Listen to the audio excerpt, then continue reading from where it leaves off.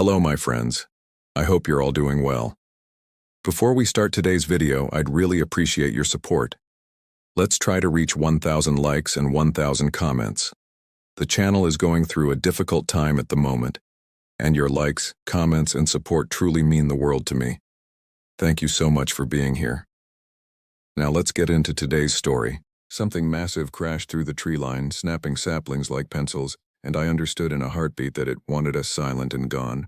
So I dragged my sister behind the camper door and chambered around before it found the handle. But I'm getting ahead of myself. My name is Caleb Turner, and this happened to me back in 2013 in the Appalachian National Forest, Arkansas. What began as a simple escape from routine morphed into a nightmare that still visits me in the darkest hours of night, when the rational mind surrenders to memory. Hannah and I had planned the trip for months. Our parents had passed 3 years prior, a head-on collision with a drunk driver on Route 7, and we'd been drifting apart ever since. She dove into her graduate studies at the University of Arkansas, and I buried myself in 12-hour shifts at the lumber mill. We'd become strangers sharing the same last name. Dad's old Class C RV had sat under a tarp in my backyard, gathering rust and housing spiders. I spent 6 weekends bringing it back to life, replacing gaskets, patching the roof, scrubbing mildew from every surface. Hannah called it a waste of time. "Just sell it," she'd said. "Who has time for camping anymore?" But some impulse kept me working on it. Maybe I needed a piece of the past to carry forward. The morning we left, fog clung to the valleys like reluctant ghosts. I picked Hannah up at 5:30 a.m., and she climbed in without a word, eyes heavy with sleep. 3 hours and 2 gas station coffees later, we turned onto Forest Service Road 512, a rutted dirt path barely wide enough for the camper's bulk. Branches scraped the windows like fingernails testing for weakness. The logging spur I found wasn't on any map, just a narrow cutout carved years ago and half reclaimed by nature. Perfect for 24 hours off the grid. Just siblings and tall pines and the hush you only hear when the world forgets you. I parked beside a dry creek bed, set the jacks and hung a tarp for shade. She laughed at how I fussed with the little things, tightening lug nuts, checking the propane line twice, while she strung a hammock like she'd been born with rope in her fists. "You haven't changed," she said, testing the hammock's tension. "Still making sure the sky won't fall." I didn't mention how her smile had changed, grown sharper at the edges. Grief carves people differently. The forest pressed in around us, ancient pines stretching upward like vertebrae of some colossal spine. The June air hung thick with humidity, and the sweet rot smell of last autumn's decay. No highways, no cell service, no distant rumble of civilization. Nothing but wilderness for miles. When Hannah wandered toward the creek to skip stones, I noticed how the birds went quiet as she passed. Not gradually, but all at once, as if someone had pressed a universal mute button. I told myself it was coincidence. I was securing the awning when my hand froze mid-motion. 20 yards out, just within the tree line, a pine swayed against the wind. Not much, just enough to register as wrong. No breeze stirred the others. Just that one tree, rocking slightly, as if something substantial had brushed against it and continued on. "Hannah?" I called. "Over here," she replied from the opposite direction. I stared at that tree until my eyes watered. Nothing moved, but a sensation crept up my spine, the ancestral awareness that eyes were watching from shadow. We built a fire pit from creek stones and gathered deadfall for the evening. Hannah kept glancing at her watch, already counting down the hours until return to civilization. I found myself listening more than talking. For wildlife, for wind, for anything to explain the silence that had settled over our clearing like a blanket. "It's so quiet," Hannah finally said, voicing my thoughts. "Shouldn't there be more birds? Squirrels?" I nodded. "Maybe a storm's coming," but the sky remained clear, a perfect blue canvas stretching over treetops. No clouds, no distant thunder, just stillness. As the afternoon shadows lengthened, I caught Hannah staring at the forest edge, her brow furrowed. "I think I saw something move," she said, "like someone walking between the trees. But tall, really tall. Probably a deer," I offered, though deer don't typically stand upright. "Yeah," she agreed too quickly. "Probably." We prepared an early dinner. Hot dogs charred over the fire, baked beans from a can, cheap beer still cold from the cooler. Simple food that tasted better than it had any right to. For the first time in years, conversation flowed easily between us. We reminisced about childhood camping trips with Dad, his terrible ghost stories, Mom's insistence on bringing a French press for proper coffee, even in the wilderness. The sun began its descent, casting long shadows that seemed to reach for our campsite with deliberate intent. "Remember how Dad used to tell us the forest was alive?" Hannah said, watching the darkening woods. That it was all one organism, connected underground? I nodded. Mycorrhizal networks, fungal connections between tree roots. He was right about that. Trees really do communicate through them. What if they're warning each other about us right now? Her voice had taken on an edge. What if we're the invasion? Before I could answer, a sound cut through the twilight. A long, low moan that was neither human nor animal. Not quite a howl, not quite a scream, but something between that raised the hair on my arms. It echoed through the forest, bouncing off trees until it seemed to come from everywhere at once. Hannah's face drained of color. What was that? Wind in the rocks, I said, though we both knew it wasn't. Sound plays tricks out here. The call didn't repeat, but something had changed in the atmosphere around us. The air felt heavier, charged with an electric anticipation. The shadows between trees seemed deeper, more absolute. I added another log to the fire, sending sparks spiraling upward.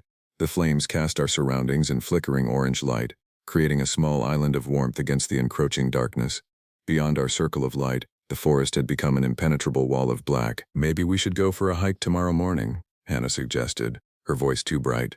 Before we head back, explore a bit. I nodded, knowing what she was really asking. Let's confirm there's nothing out there. Let's prove to ourselves this unease is just imagination. Sure, we can follow the creek bed north. Might find some interesting tracks. We had no idea then how prophetic those words would be, or how deeply we would regret our curiosity. Night fell completely. The fire popped and hissed, and somewhere in the darkness beyond our light, something moved with deliberate patience, circling our fragile shelter, assessing, waiting. Morning arrived with a blanket of fog that muffled sound and reduced visibility to 20 feet in any direction. I woke before Hannah, my neck stiff from sleeping upright in the dinette booth, a hunting knife within easy reach. The silence of the previous day had given way to normal forest sounds, birds calling, squirrels chattering, the occasional rustle of undergrowth. Whatever strange tension had gripped the area seemed to have passed with the night. Hannah emerged from the camper's small bedroom, looking surprisingly rested. "Sleep okay?" I asked, pouring her a cup of instant coffee. "Better than expected," she admitted. "Though I had weird dreams. Something scratching at the walls, trying to get in." She shrugged. "Probably just branches against the roof." I didn't mention that there were no trees close enough to touch the camper, nor that I'd spent half the night listening to the same sounds, soft, deliberate scrapes along the aluminum siding that moved systematically around the vehicle's perimeter. By morning light, they were easy to dismiss as imagination. After a quick breakfast of granola bars and fruit, we set out to explore. The fog was lifting, revealing a forest transformed by overnight dew. Spider webs sparkled between branches, and mushrooms had sprouted in damp hollows. Beautiful, if you didn't look too closely at the unnatural patterns they formed, almost like arrows pointing deeper into the woods. A little before noon, we followed the creek north as planned.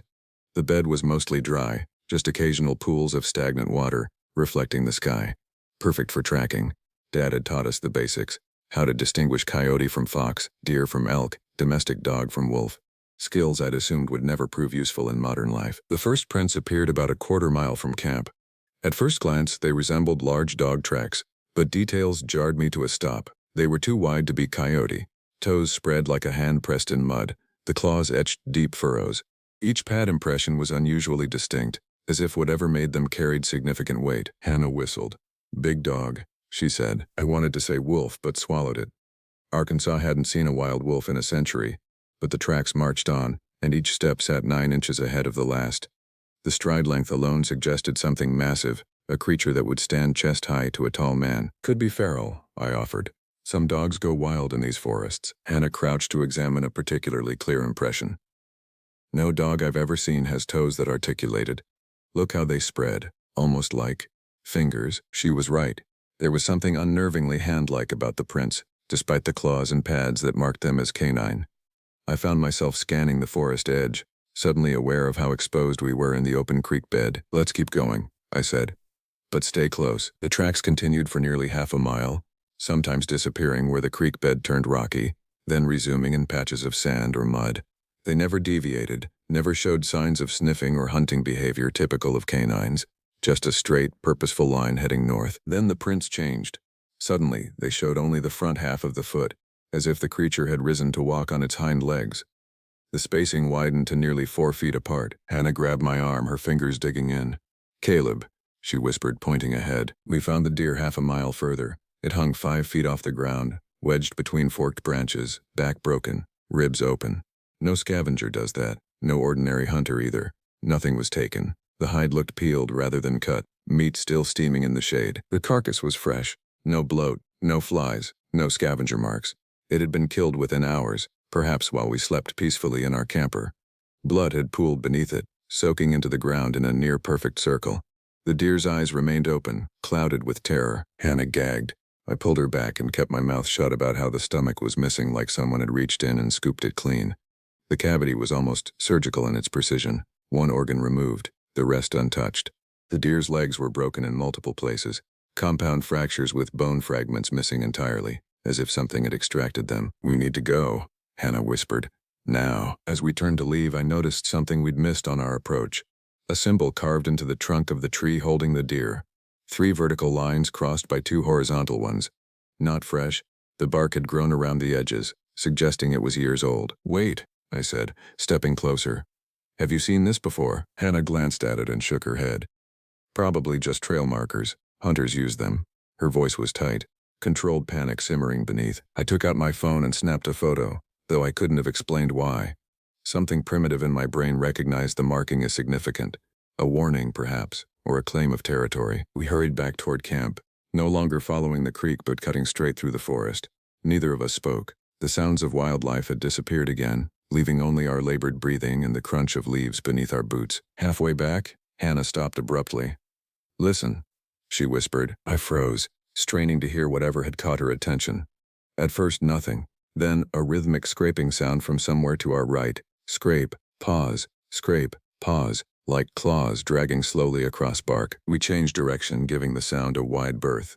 The forest seemed to close in around us, trees that had appeared widely spaced now standing shoulder to shoulder, blocking sight lines, creating corridors that led us further from our intended path. "I think we're going in circles," Hannah said after 20 minutes of increasingly disoriented hiking. She was right.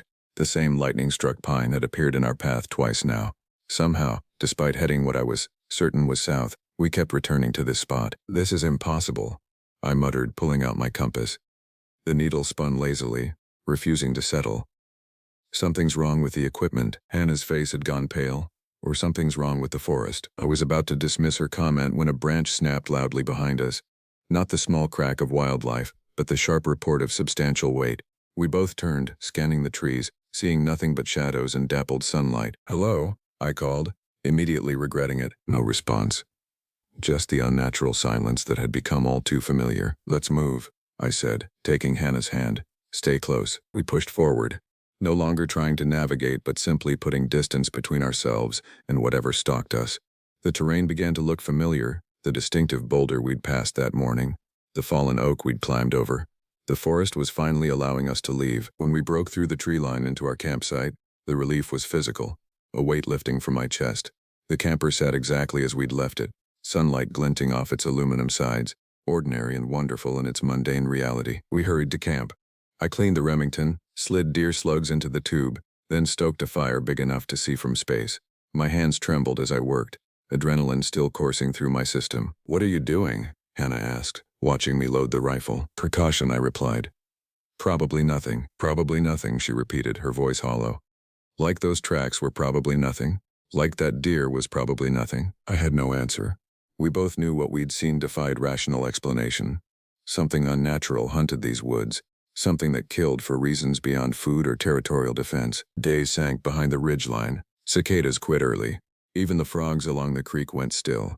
At dusk, the approaching night felt heavy with malice. "We could leave," Hannah suggested, eyes fixed on the darkening forest. "Just pack up and go." The thought had crossed my mind. But something, pride, stubbornness, or simple male stupidity, made me shake my head. "It's getting too dark to navigate those roads safely. We're better off here until morning." I didn't voice my deeper fear, that whatever was out there would follow us, that leaving meant exchanging the relative security of our campsite for the vulnerability of narrow forest roads where trees crowded the shoulders and turnouts were few. Hannah pointed past the flames. 2 amber dots floated between cedars, too high for a cougar, too far apart for a bobcat. They vanished when I swung the flashlight. A moment later, branches snapped left of the camper. Something circled. We spoke in whispers, and every whisper felt too loud. Night settled fully over the forest, and with it came the certainty that we were being watched from every angle, that our fire, rather than deterring the thing that stalked us, simply made us easier to observe. I checked and rechecked the rifle, a ritual of false security. Hannah sat with her back to the camper, eyes constantly scanning the darkness beyond our fire's reach. Neither of us suggested sleep. Neither of us believed it possible. The hours stretched, marked only by the gradual consumption of firewood and the occasional distant sound. Branches moving without wind, heavy steps retreating when I raised the flashlight. The slow, deliberate circling of something large enough to make the earth tremble slightly with each footfall. I saw those symbols before, Hannah said suddenly, breaking an hour of silence. When I was in undergrad, ancient cultures of the Ozarks, they found cave paintings with those marks, 3 vertical lines crossed by 2 horizontal, associated with something called the Tall Ones. What Tall Ones? I asked, feeding another log to the fire. The professor thought it was a mistranslation from Cherokee legends, a bogeyman story to keep kids from wandering too far into the forest. She hugged her knees to her chest. Stories about creatures that walked like men but weren't men, that hung their kills in trees as offerings. Offerings to what? Hannah shook her head. That's where the translation gets murky. Something older than the tribes. Something that lived beneath the mountains. The Cherokee avoided certain valleys entirely, claimed they belonged to the Tall Ones. A heavy silence fell between us. The fire popped and hissed. It's just folklore, I said finally. Every culture has monster stories. Then what killed that deer, Caleb? What made those tracks? What's out there right now, watching us? I had no answer that wouldn't terrify us both. By 10 o'clock, the forest had transformed into something malevolent. Shadows writhed between trees, animated by our fire's flickering light. The darkness beyond our clearing seemed absolute, as if the woods had been replaced by a void that swallowed sound and light alike. I bolted the door at 9. The floor trembled once at 10, as if a shoulder had brushed the aluminum skin. No howl, no bark, just the steady scuff of mass against dust. Hannah sat at the dinette table, the 20-gauge shotgun I'd given her, resting across her lap. Her fingers traced nervous patterns on the worn wood grain. We should have left, she whispered. We should have listened to our instincts. I nodded, unable to argue. The camper suddenly felt absurdly fragile. Thin aluminum walls, single-pane windows, hollow core door. A temporary bubble of civilization in a wilderness that wanted us gone. Outside, something heavy moved past the fire pit. The flames bent as if disturbed by a substantial mass displacing air. I peered through the blinds but saw only darkness and the occasional glint of reflected firelight from the tree line. What do you see? Hannah asked, voice tight. Nothing. I let the blind fall back into place. But it's there, the weight of unseen eyes pressed against the camper's walls. Every shadow held menace. Every creak of settling metal amplified by our fear.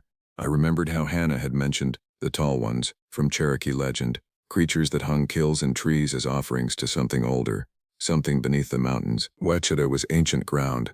These forests had stood since before European contact, before even the tribes that later claimed them. What might have evolved here, isolated and unchallenged? What might have learned to hunt in the shadows between historical record and folklore? I checked my watch. 10:47 p.m. Hours still until dawn. I'm going to try to sleep, Hannah said, though we both knew it for the lie it was. Wake me for second watch. She retreated to the back bedroom, shotgun still in hand. I heard the soft click of the door latch, then silence. I took position by the front window, rifle across my knees, and prepared for a long night. The fire outside burned lower. I considered venturing out to add more wood, then thought better of it.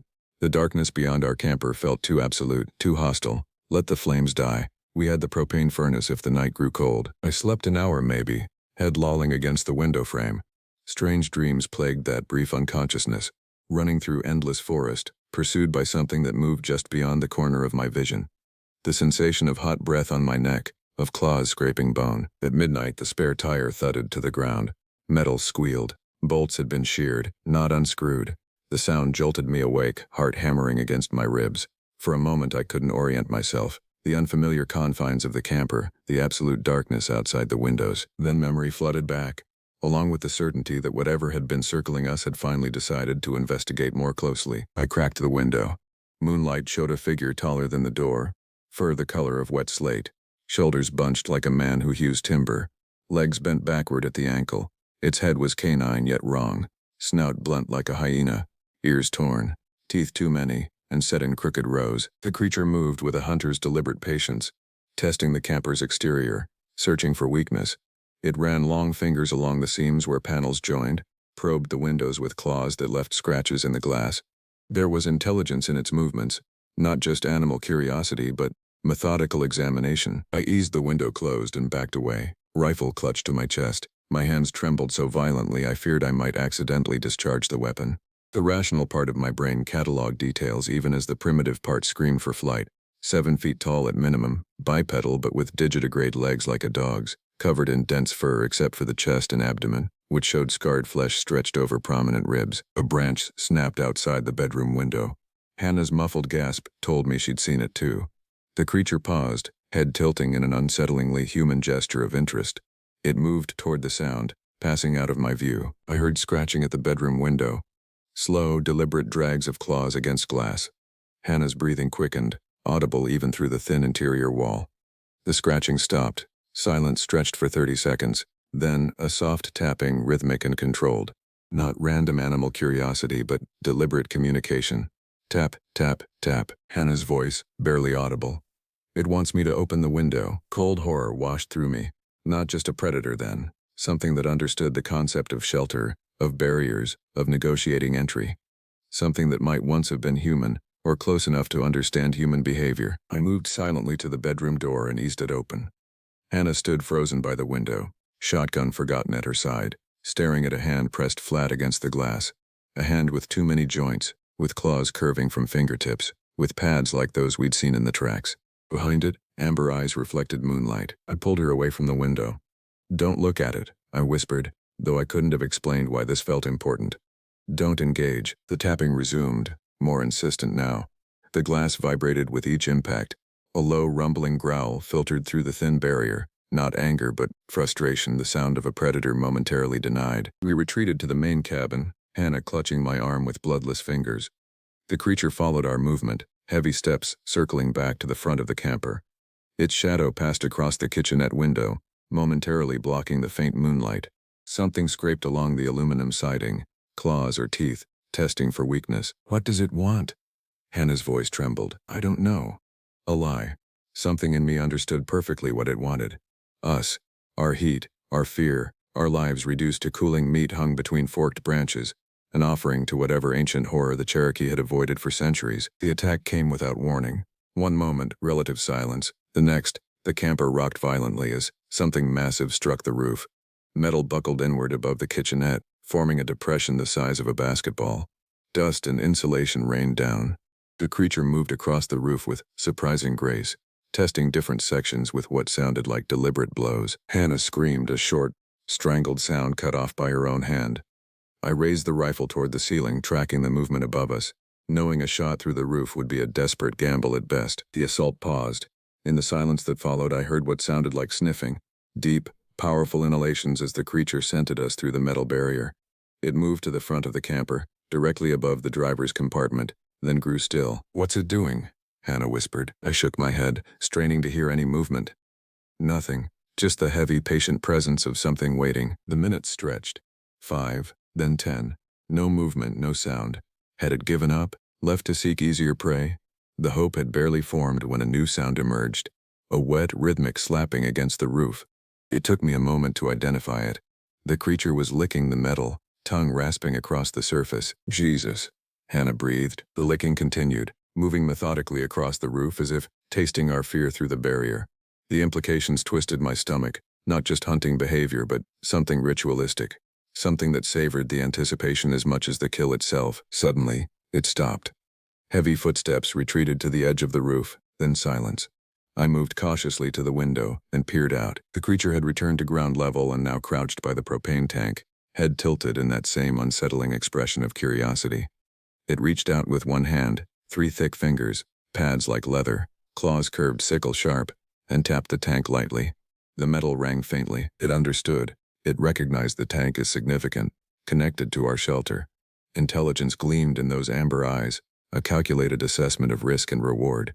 It circled the tank once, sniffing along the valve and connection hose, then retreated several steps, watching the camper as if expecting a reaction. When none came, it approached again, this time gripping the tank in both hands, muscles bunched beneath matted fur as it prepared to wrench the tank free. I raised the rifle, sighted through the window. If it ruptured the propane line, my finger tensed on the trigger. Before I could fire, the creature released the tank and straightened, head swiveling toward the forest.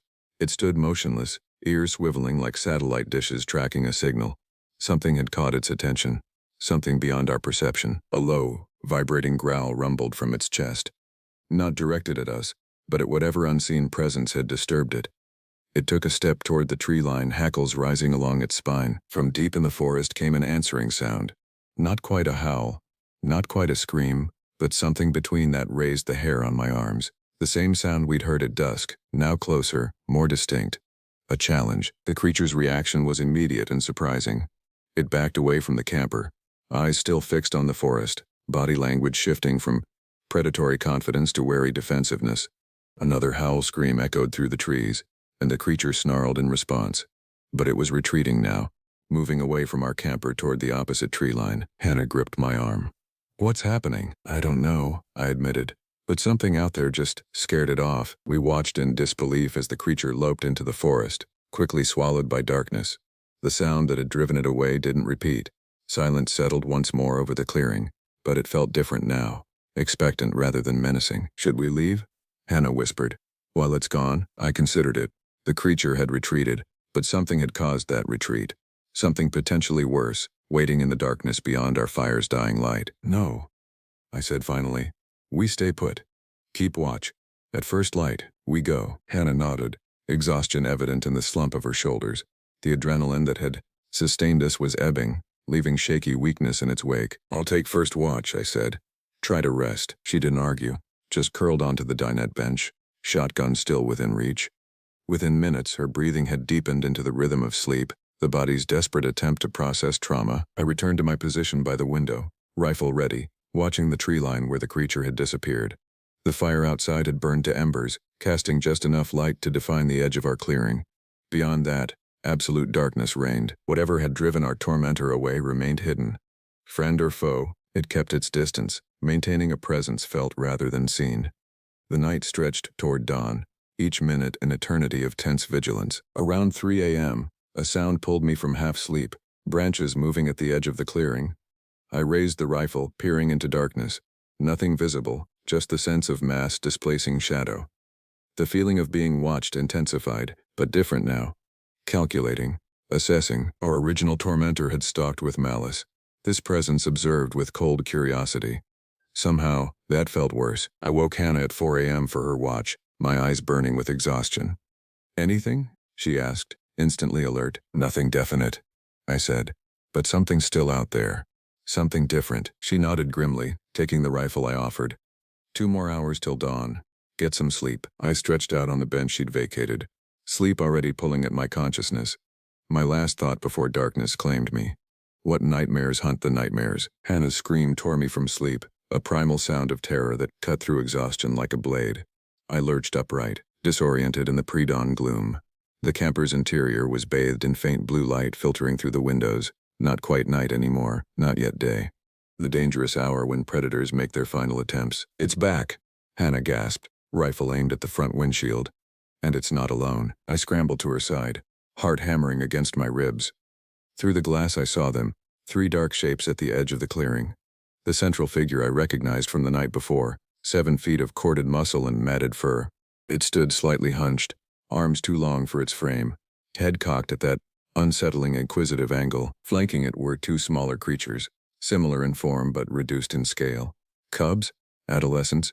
They moved with the same deliberate grace as the larger one, testing the air with twitching noses, amber eyes fixed on our fragile shelter. "They hunt in packs," I whispered, the revelation settling like ice in my stomach.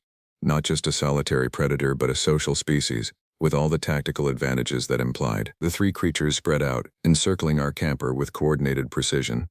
The largest, the one that had tormented us through the night, took position by the propane tank again. The others moved to opposite sides, effectively cutting off any potential escape route. "What do we do?" Hannah's voice was steady despite her fear. A small miracle I silently thanked her for. I assessed our options, none of them good. The camper offered minimal protection against determined attackers. The forest road lay 100 yards away through dense underbrush. Even if we reached the road, we'd be exposed during the long drive out. "We make a stand," I said finally. "Together." Hannah nodded, chambering a round in the rifle with grim determination. I checked the 20-gauge shotgun and the Springfield .45 I'd retrieved from the glove box. Limited ammunition, but Each shot would count if I made it so. Outside, the creatures had grown still, a coordinated pause that suggested communication beyond our perception. The largest raised its head toward the lightning sky, nostrils flaring. Time was against them. Whatever advantage darkness provided was fading with approaching dawn. As if reaching the same conclusion, it moved suddenly, crossing the distance to the camper in 3 fluid strides.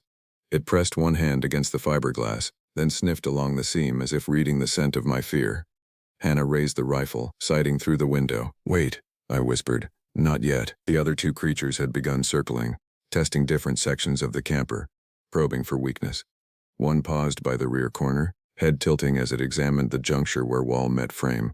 It pressed experimentally, then harder. Metal groaned. "They know the weak points," I realized aloud. "They're not just animals." Hannah's eyes widened.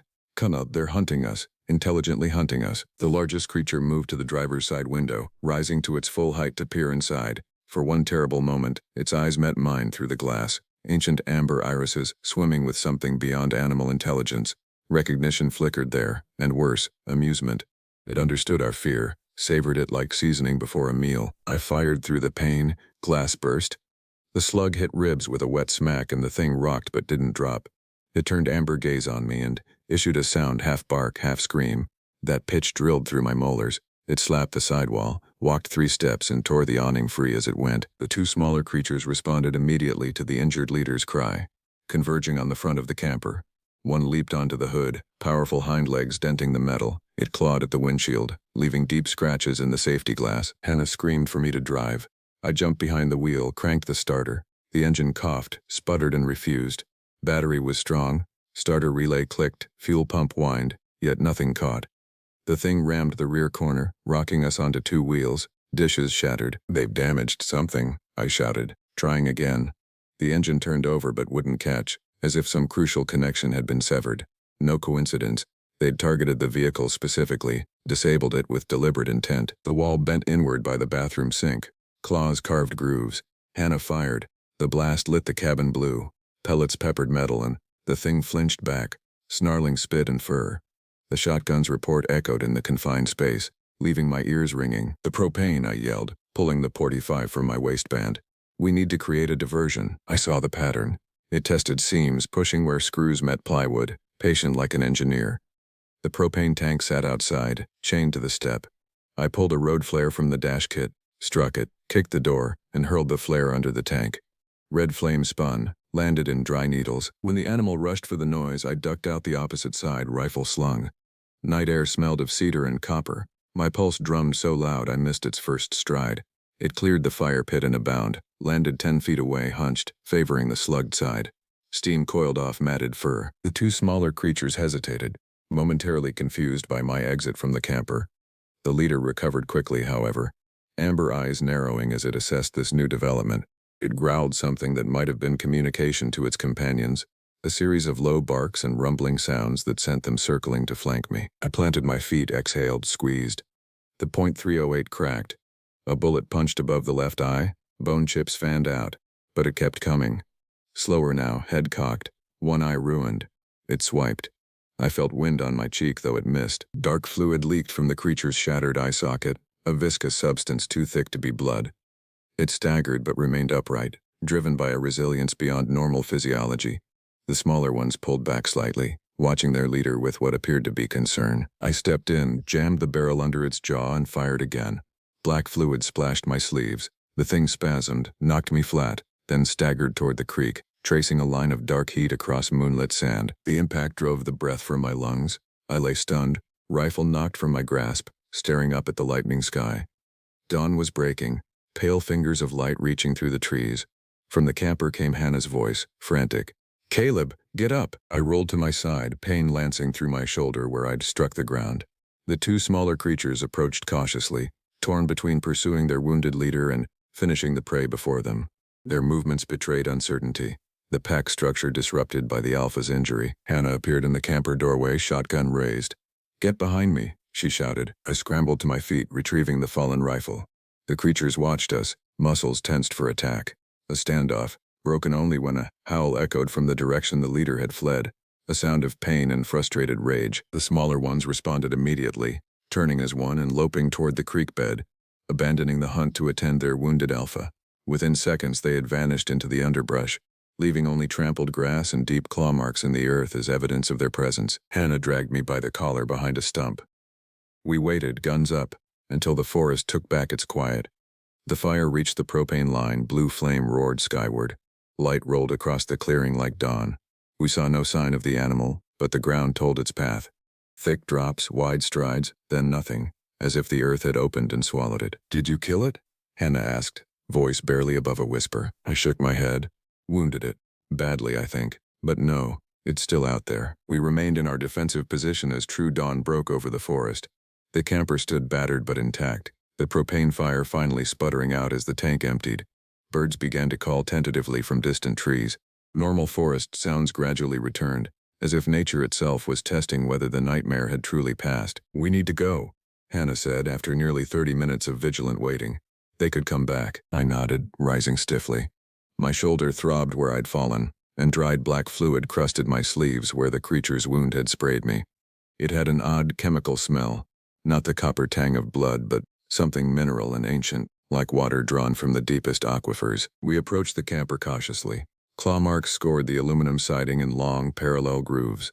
The spare tire lay 20 feet away, mounting bolts sheared clean. One window was completely shattered, others cracked in spiderweb patterns. The hood bore deep dents where powerful legs had launched against it. "Can you fix it?" Hannah asked, eyes constantly scanning the tree line. I examined the engine compartment. The creatures had been methodical in their sabotage. Fuel line severed, distributor cap cracked, battery cables shredded. Basic mechanical knowledge, applied with surgical precision. "I can splice the fuel line," I said, already reaching for the toolbox. "Enough to get us out of here.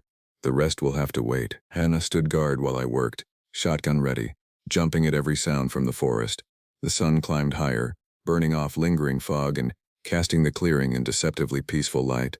The violence of the night seemed almost dreamlike now, contradicted by the mundane beauty of morning in the wilderness. Almost dreamlike, except for the evidence all around us, the ruined camper, the black fluid staining my clothes, the deep tracks in soft earth, and the nagging certainty that, somewhere in those woods, the creatures were regrouping, nursing their wounded leader, perhaps planning another attack. After 20 minutes of frantic repairs, I closed the hood. That should do it. It won't be pretty, but it'll get us to the main road. We gathered our essential belongings in silence, abandoning anything not immediately necessary. Hannah kept watch while I maneuvered the damaged camper around, pointing it toward the narrow track that would lead us back to civilization. The engine coughed twice, then caught with a roar that seemed obscenely loud in the forest quiet. As we pulled away from the clearing, I glanced in the rearview mirror. For just a moment I thought I saw movement at the edge of the trees, a tall, hunched silhouette watching our departure with one gleaming amber eye.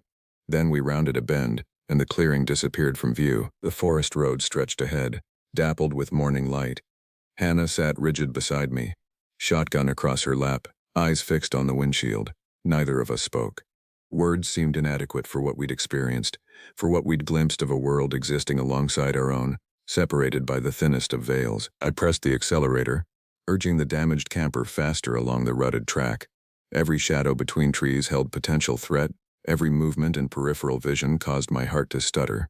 The creatures might be behind us, but their presence had seeped into our consciousness, a permanent stain that no distance could fully remove. The main forest road appeared ahead, its gravelled surface a welcome sight after the primitive track we'd followed. As we turned onto it, Hannah released a long, shuddering breath, not relief exactly, but acknowledgement that we'd survived the first phase of our escape. "Do you think anyone will believe us?" she asked softly. I thought of the tracks, the mutilated deer, the intelligence in those amber eyes. "I don't know," I admitted. "I'm not sure I believe it myself, and I was there." She nodded, understanding perfectly the peculiar loneliness of witnessing the impossible. "They were hunting us, Caleb. Not for food. They left that deer untouched. They hunt for something else." The camper rattled over a pothole, the damaged suspension groaning in protest. 5 more miles to the ranger station. 5 more miles through forest that no longer felt like wilderness but like territory, claimed, marked, and defended by something older than human memory. "The Cherokee knew," Hannah murmured, almost to herself. "They left warnings, those symbols, stories about the tall ones.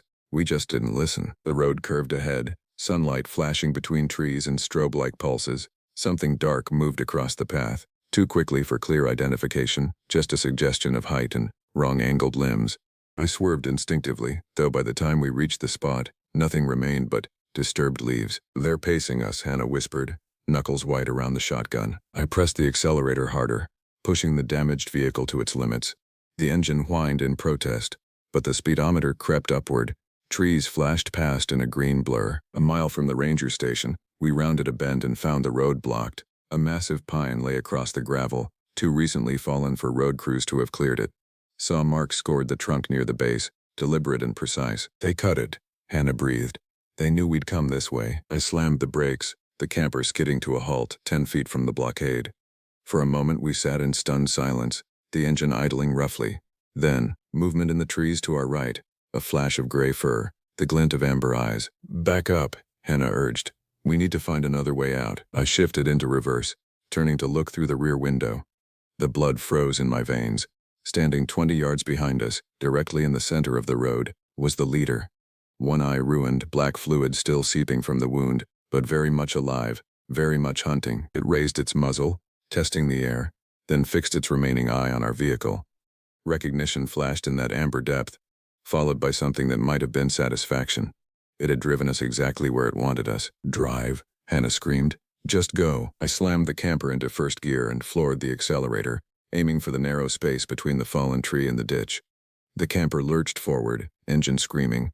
Behind us, the creature dropped to all fours and charged, covering ground with horrifying speed. We hit the shoulder at an angle, the camper tilting dangerously. Branches scraped the roof as we squeezed past the tree blockade, tires spinning in loose gravel. For one terrible moment, I thought we'd get stuck. Then the wheels caught, and we lurched forward, back onto the road beyond the barrier. In the side mirror, I caught a glimpse of the creature clearing the fallen tree in a single bound, landing on the road behind us. It stood upright, watching our escape with that same unsettling intelligence. It made no attempt to pursue further, as if it had tested us and found the result satisfactory for now. The ranger station appeared ahead, a wooden building with a green metal roof. Relief washed through me at the sight of official vehicles parked outside, at the evidence of other humans nearby. We pulled into the lot, the camper's engine giving one final protesting cough before dying completely. Rangers drove in at sunrise, called by a pilot who spotted the flare plume. They studied the wrecked camper, the prints, the torn awning. They bagged fur stuck in bent metal but said nothing as they worked, eyes tracking the shadows like men who suddenly doubted pine trees. One ranger, older man named Dillard, asked if we'd shot a bear. I said no. He looked relieved. "Good," he said. "Paperwork's easier." We both knew he didn't believe his own joke. The look in his eyes told a different story. Recognition, perhaps, of something encountered before but never officially acknowledged. They escorted us down the forest road. At mile 6, we passed the place where I'd wounded the animal, blood still wet on leaves. No body, no drag trail. Dillard stared long, then radioed the district office for more men and heavier rifles. As we left the forest behind, civilization gradually reasserted itself. Gas stations, convenience stores, eventually the outskirts of hot springs. Reality reestablished its dominance, making what we'd experienced seem increasingly dreamlike, increasingly improbable. Yet the black substance on my sleeve remained. The claw marks on the camper couldn't be explained away, and in Hannah's eyes I saw the same haunted awareness that now lived in my own, the knowledge that the wilderness held secrets older and darker than human history. The rangers took our statements, carefully avoiding direct questions about what we'd seen while documenting the damage to the vehicle with professional thoroughness. They spoke of rogue bears, of feral dog packs, of all the rational explanations that couldn't account for intelligence in amber eyes, or strategically cut trees. Hannah and I never retrieved Dad's camper. Insurance wrote it off. I kept the slug that fell from the awning seam when we cleaned up, deformed, double width, coated in something darker than shadow. Physical evidence of an encounter that would shape the rest of our lives. I used to think madness belonged to drunks and poets. Now I know it runs on 4 legs. And sometimes, in the deepest part of night, it walks upright through my dreams, testing the seams of memory with patient, methodical persistence, seeking a way in. 6 months passed before Hannah would speak to me about what happened in Wichita. 6 months of separate silences, of night terrors that left me gasping in sweat-soaked sheets, of jumping at shadows and flinching at the sound of branches against windows. 6 months of questioning my own sanity, while knowing with bone-deep certainty that what we'd witnessed had been real. We met at a coffee shop in Little Rock, neutral territory. November rain pelted the windows, turning the world outside into a gray smear. Hannah looked thinner than I remembered, dark circles beneath her eyes suggesting sleep had become as elusive for her as it had for me. "I found something," she said without preamble, sliding a manila folder across the table. "In the university archives." I opened it carefully.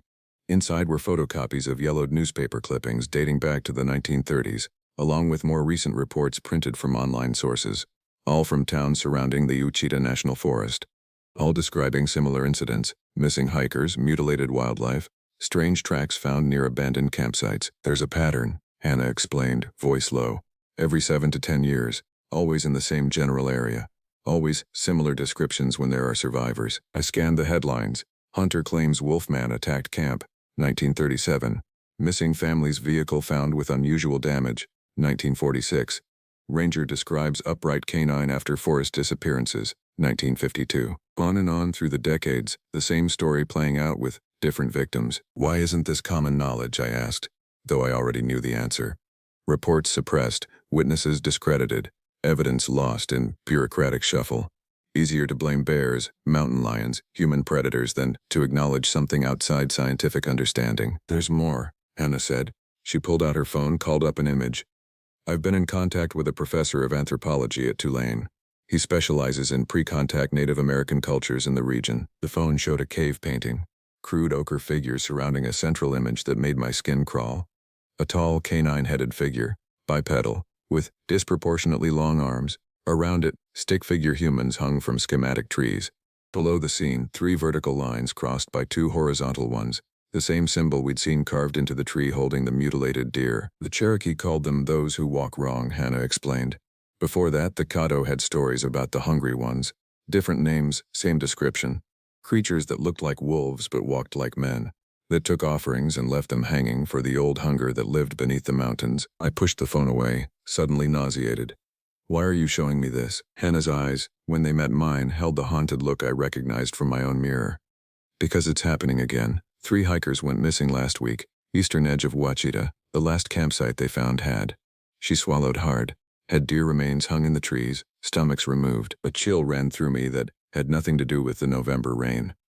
"We should go to the authorities." "And tell them what? That we encountered mythological creatures? That an ancient evil hunts those woods?" She shook her head. "We tried that already, remember? They wrote it off as a bear attack." She was right. The official report listed our incident as an encounter with an aggressive black bear, possibly rabid.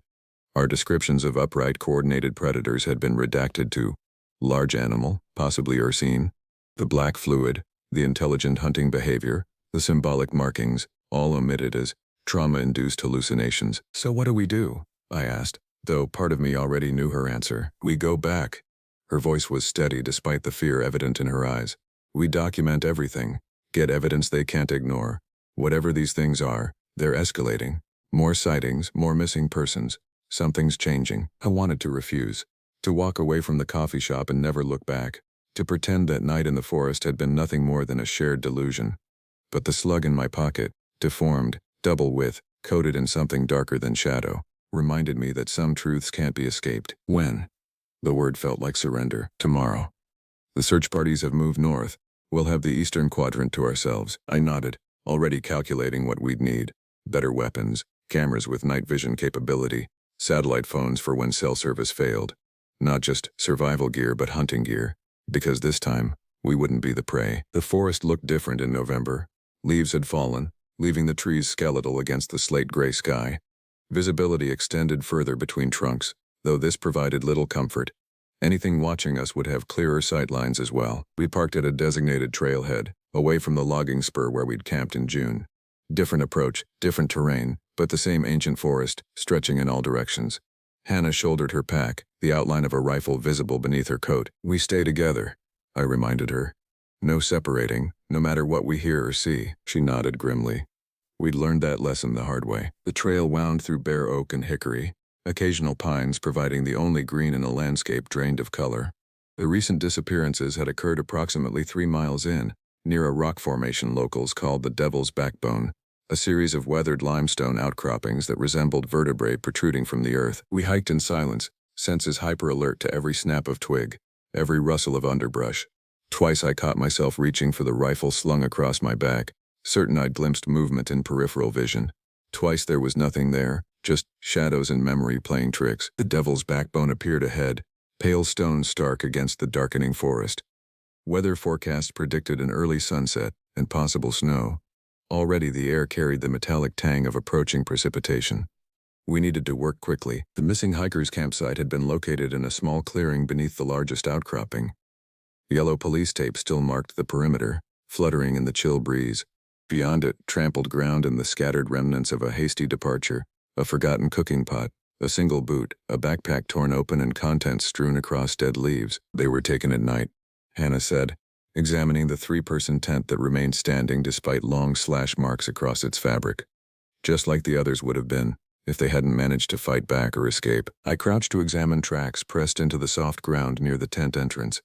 The same distinctive prints we'd found along the creek bed in June.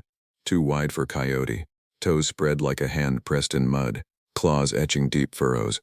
But these seemed larger somehow, the impression deeper, as if the creatures had grown. Or perhaps these were made by adults while we'd encountered juveniles. The thought sent ice through my veins. If those had been younger specimens, Caleb, Hannah called softly. Look up. I followed her gaze to the branches overhead. At first I saw nothing unusual, just bare limbs against gray sky. Then my eyes adjusted to the pattern, and horror bloomed cold in my chest. Every tree surrounding the clearing bore the same carved symbol, 3 vertical lines crossed by 2 horizontal, dozens of them, some weathered and clearly years old, others fresh enough that pale wood showed through dark bark.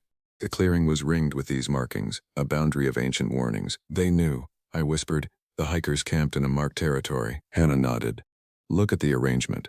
The symbols all face inward, toward the campsite, like they're not warnings to stay away, but boundaries to keep something in. Before I could respond, a sound cut through the forest silence, branches breaking perhaps 100 yards distant, too heavy for deer or normal forest wildlife.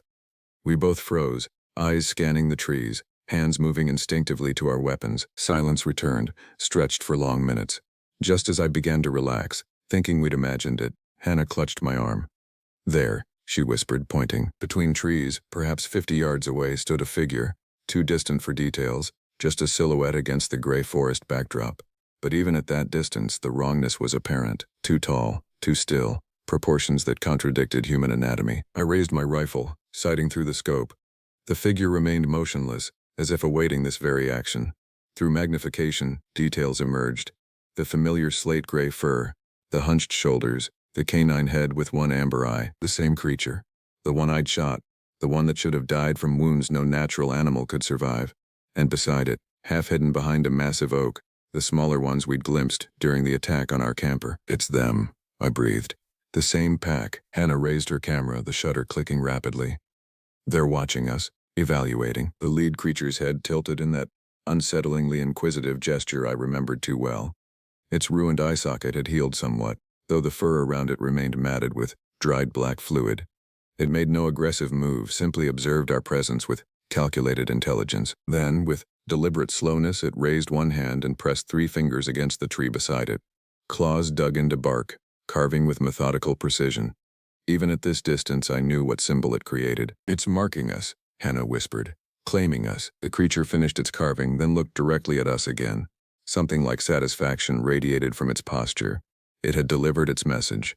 Without hurry, it turned and walked deeper into the forest, the 2 smaller ones following without looking back. We stood frozen, hearts hammering against ribs, as silence once again claimed the clearing. The encounter had lasted perhaps 2 minutes, yet in those moments, everything had changed. This hadn't been a random encounter in June. We hadn't stumbled into their territory by accident. They had selected us then. They were selecting us now. We need to go, I said, voice hoarse. Now. Before dark. Hannah nodded, but made no move to leave. They're not going to attack us here, she said with strange certainty. Not in daylight. Not with the symbols all around. This place is special to them. All the more reason to leave, I urged, already backing toward the trail. Wait. She approached one of the marked trees, studying the carved symbol more closely. These aren't all the same. Look at the older ones. They have additional marks beneath, like a tally system. She was right. The weathered symbols, some clearly decades old based on how the bark had grown around them, included series of small notches beneath the main marking. I counted one that had 17 such notches. Another had 23. Years, I suggested. Kills, Hannah shook her head. I think they're counting cycles, The anthropologist I mentioned, he found journal entries from early settlers describing similar markings. They appear in 7-year intervals, always carved before winter, always followed by disappearances. A terrible suspicion formed. The 3 hikers last week, the first of this cycle, Hannah confirmed grimly. There will be more. Unless someone stops it. The implication hung between us, unspoken but understood. We had witnessed what others had only glimpsed. We had survived an encounter that should have been fatal. Perhaps that marked us as special, as responsible. We can't fight them, I said, though the rifle in my hands contradicted my words. Not alone. No, Hannah agreed. But we can expose them, document everything. Force authorities to acknowledge what's happening here. Break the cycle of denial that allows this to continue. Snow began to fall, sparse flakes spiraling down through bare branches. The forest grew darker as clouds thickened overhead. Night would arrive early, hastened by the storm. We needed to reach the trailhead before darkness gave the creatures their advantage. As we hiked back, footsteps hurried by approaching weather. I felt eyes following our progress. Patient, calculating, certain. The creatures made no attempt to pursue or intercept. They didn't need to. They had marked us, claimed us. The hunt would continue on their terms, in their time. We reached the parking area as true darkness fell, snow now coming down in earnest. The drive back to Little Rock passed in tense silence, both of us processing what we'd seen, what it meant. The certainty that our encounter in June had been merely the opening chapter of a longer, darker story. Ranger Dillard met us at a diner off Highway 7 3 days later. He'd aged since summer, deep lines etched around eyes that carried the same haunted awareness I now recognized in my own. He studied the photos Hannah had taken, the notes we'd compiled, with the weariness of a man confronting a familiar nightmare. You shouldn't have gone back, he said finally, pushing the materials away, untouched coffee growing cold between his weathered hands. You know what they are, Hannah said. Not a question. Dillard's gaze flicked to the window, to the forest-covered mountains visible in the distance. What they are doesn't matter. What matters is that they've been here longer than us. We'll be here after we're gone. He leaned forward, voice dropping. This isn't the first time someone's tried to expose them, to hunt them. It always ends the same way. With more disappearances, I guessed, more animal attacks in the official reports. He nodded grimly. They took my partner in '87. We'd found a pattern just like you. Thought we could end it. His fingers traced an unconscious pattern on the table. 3 vertical lines crossed by 2 horizontal. They let me live. To carry the message, to maintain the silence. And you've kept that silence for almost 40 years, Hannah said. Accusation sharp in her voice. Dillard's eyes, when they met hers, held ancient grief. Because the alternative was worse. You think these 3 or 4 disappearances every few years are tragic? Imagine what happens if they feel truly threatened. If their territory is invaded by well-armed search parties. If their existence becomes public knowledge. The implication hung in the air between us. Not just predators, but territorial guardians of something older. Something that required regular sacrifice to remain dormant. What's beneath the mountains? I asked, remembering the Cherokee legends Hannah had mentioned. What are they feeding? Dillard shook his head. Some questions shouldn't be answered. He rose, leaving money for his untouched coffee. My advice? Forget what you saw. Move away. Far away. They marked you once, but distance and time might break that connection. Might. He paused at the door, snow swirling around his silhouette. Or do what I did. Join the Forest Service. Become a ranger. Make sure campers stay on designated sites, away from certain areas. Redirect search parties when needed. Maintain the balance that's kept things contained for centuries. The door swung shut behind him, leaving Hannah and I alone with our discovery. Our responsibility. We could leave, I suggested, though I already knew her answer. Already knew my own. Hannah's eyes, when they met mine, held grim determination beneath the fear. They'll keep hunting, Caleb. Keep taking people who don't know what they're walking into. Someone has to break the cycle. I nodded slowly, thinking of the slug I still carried. Deformed, double width, coated in something darker than shadow. Physical evidence of a truth too terrible to acknowledge yet too important to deny. Then we do it right, I said. We prepare, research, gather allies who've had similar experiences, find weaknesses, and we go back, Hannah finished. When we're ready. Outside, snow continued to fall, covering the distant mountains in a deceptive blanket of pristine white. Somewhere beneath that innocent facade, ancient eyes watched and waited. The hunt had only just begun. I used to think madness belonged to drunks and poets. Now I know it runs on 4 legs through forests older than human memory. It walks upright when it chooses, thinks with terrible intelligence, and hunts with patient certainty. And sometimes, if you're both lucky and cursed, it lets you live long enough to understand what you've glimpsed at the edges of reality. long enough to realize that some predators are also guardians, keeping ancient borders that were never meant to be crossed. The slug sits on my desk as I write this, a reminder and a promise. The Ouachita waits, its secrets preserved by those who walk wrong, who hang their kills in trees as offerings to something older than forests, older than mountains, something that hunger, even now, beneath our feet. My supervisor, Jenna, smacked her hand down on a creased trail map with enough force to make the coffee cups on her desk rattle. The sound echoed through the cramped park office like a gunshot. "No check-in from Tower 3 since Monday," she said, her finger stabbing at a red X marked deep in the eastern section of the map. "You're the only one on this week who knows that stretch." She said it like it was no big deal. Just another box to check. Another item on the endless list of maintenance tasks that kept the park running. But something in her voice carried an edge I hadn't heard before. A tightness that suggested this wasn't quite as routine as she wanted it to sound. I didn't argue. That tower was mine, in a way. I'd done the hike plenty of times over the past 2 summers, knew every root and rock on that trail. It's tucked out on the eastern ridge almost 6 miles in, mostly uphill, surrounded by the kind of dense forest that swallows sound and makes hikers feel insignificant. The hike was long, yeah, but nothing crazy for someone used to the work. I'd been doing seasonal maintenance for the Park Service 2 summers already, and I genuinely liked it. The quiet, the repetition, clearing brush, repainting trail markers, tightening up the mesh on old boundary fences. It gave me something solid to do, something where I could see actual progress at the end of each day. And unlike most people, I preferred being alone in the woods. Cities made me nervous, too many variables, too many people with unpredictable intentions. Out here the rules were simpler. Last transmission was Monday at 14:30, Jenna continued, shuffling through a stack of weather reports. Automated systems should be sending updates every 30 minutes. Something's knocked it offline. She handed me the paperwork and a spare radio. The heavy kind with the long antenna that always made me feel like I was cosplaying as a park ranger from the 1980s.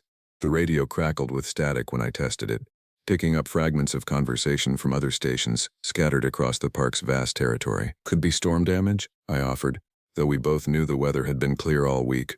"Or animals. Bears sometimes mess with equipment if they smell food residue." Jenna nodded, but her expression remained troubled. "Yeah, probably something simple. Still, protocol says we need eyes on it. Take the overnight gear just in case you get up there, and it's a bigger job than expected." I gathered my pack from the equipment room, methodically checking each item. First aid kit, emergency shelter, 3 days of rations, water purification tablets, the works. The gear felt heavier than usual as I shouldered it, though I knew that was just my mind playing tricks. Everything was exactly the same weight it had always been. The drive to the trailhead took 45 minutes on winding Forest Service roads that seemed to get narrower with each passing mile. Ancient Douglas firs pressed close to the asphalt, their massive trunks creating a living tunnel that filtered the afternoon sunlight into shifting patterns of gold and shadow. I'd driven this route dozens of times, but today something felt different. The forest seemed denser somehow, more watchful. I parked at the familiar gravel lot, empty except for my truck and a rusted picnic table that hadn't seen use in years. The trailhead marker was faded but readable. Tower Ridge Trail, 5.8 miles to Tower 3, difficult. Someone had scratched additional words below the official text, too worn to make out clearly, but they looked old, carved deep into the wood and weathered by countless seasons. The trail started off with a steady incline, winding through oak and spruce in a pattern I could navigate in my sleep. My boots found their familiar rhythm, crunching over roots and dry soil, avoiding the loose rocks I knew would shift underfoot. After the first mile, my body fell into that automatic state that comes with repetitive physical work. My legs handled the grade while my mind drifted, but today the usual mental quiet felt different. Instead of the peaceful emptiness I normally found on these hikes, my thoughts kept circling back to the tower. 3 days without contact. In my experience, equipment failures were rarely clean or simple. When gear broke in the backcountry, it usually broke in weird ways, often ways that suggested something had been actively destroying it. Around the second mile, the trail turned into tighter switchbacks, following the contours of the ridge as it climbed toward the tower's remote location.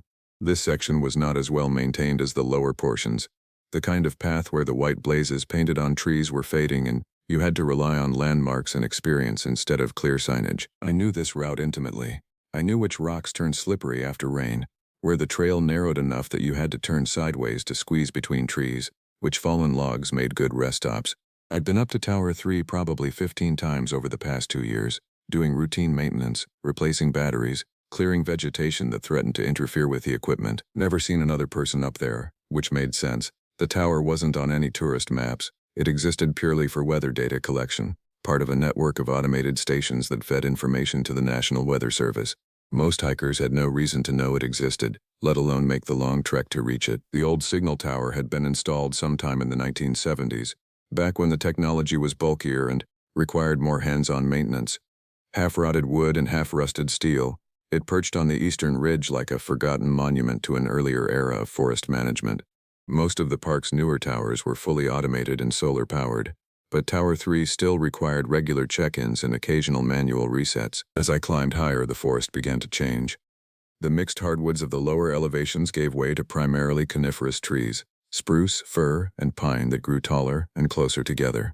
The canopy thickened overhead, reducing the available light and creating a perpetual twilight even in the middle of the afternoon. That's when I first noticed the silence. It wasn't sudden or dramatic. The quiet crept in gradually, like water rising slowly in a basement. At first I attributed it to normal variations in forest activity.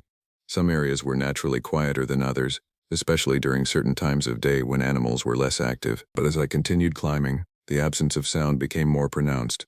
No birdsong, no squirrels chattering in the trees, no insects buzzing around my head. Even the wind had stilled completely, leaving the forest in an unnatural state of suspension. I paused on a small rocky outcrop to catch my breath and really listen. Nothing. Not even the distant sound of my own footsteps echoing back from the trail behind me. The silence was so complete it felt physical, like a weight pressing down on the landscape. I tried to remember the last time I'd heard any wildlife. Had there been birds singing at the trailhead? I thought so, but I couldn't be certain. How long had I been hiking in this soundless bubble without noticing? The realization made my skin crawl in a way I couldn't quite explain. Forests were never completely silent. There was always something moving. Always some small creature rustling through leaves or insects humming in the background. This level of quiet was wrong, unnatural. I shouldered my pack and continued climbing, but now I was hyper-aware of every sound I made. My footsteps seemed thunderous in the oppressive silence. The rustle of my jacket sounded like paper being crumpled right next to my ear.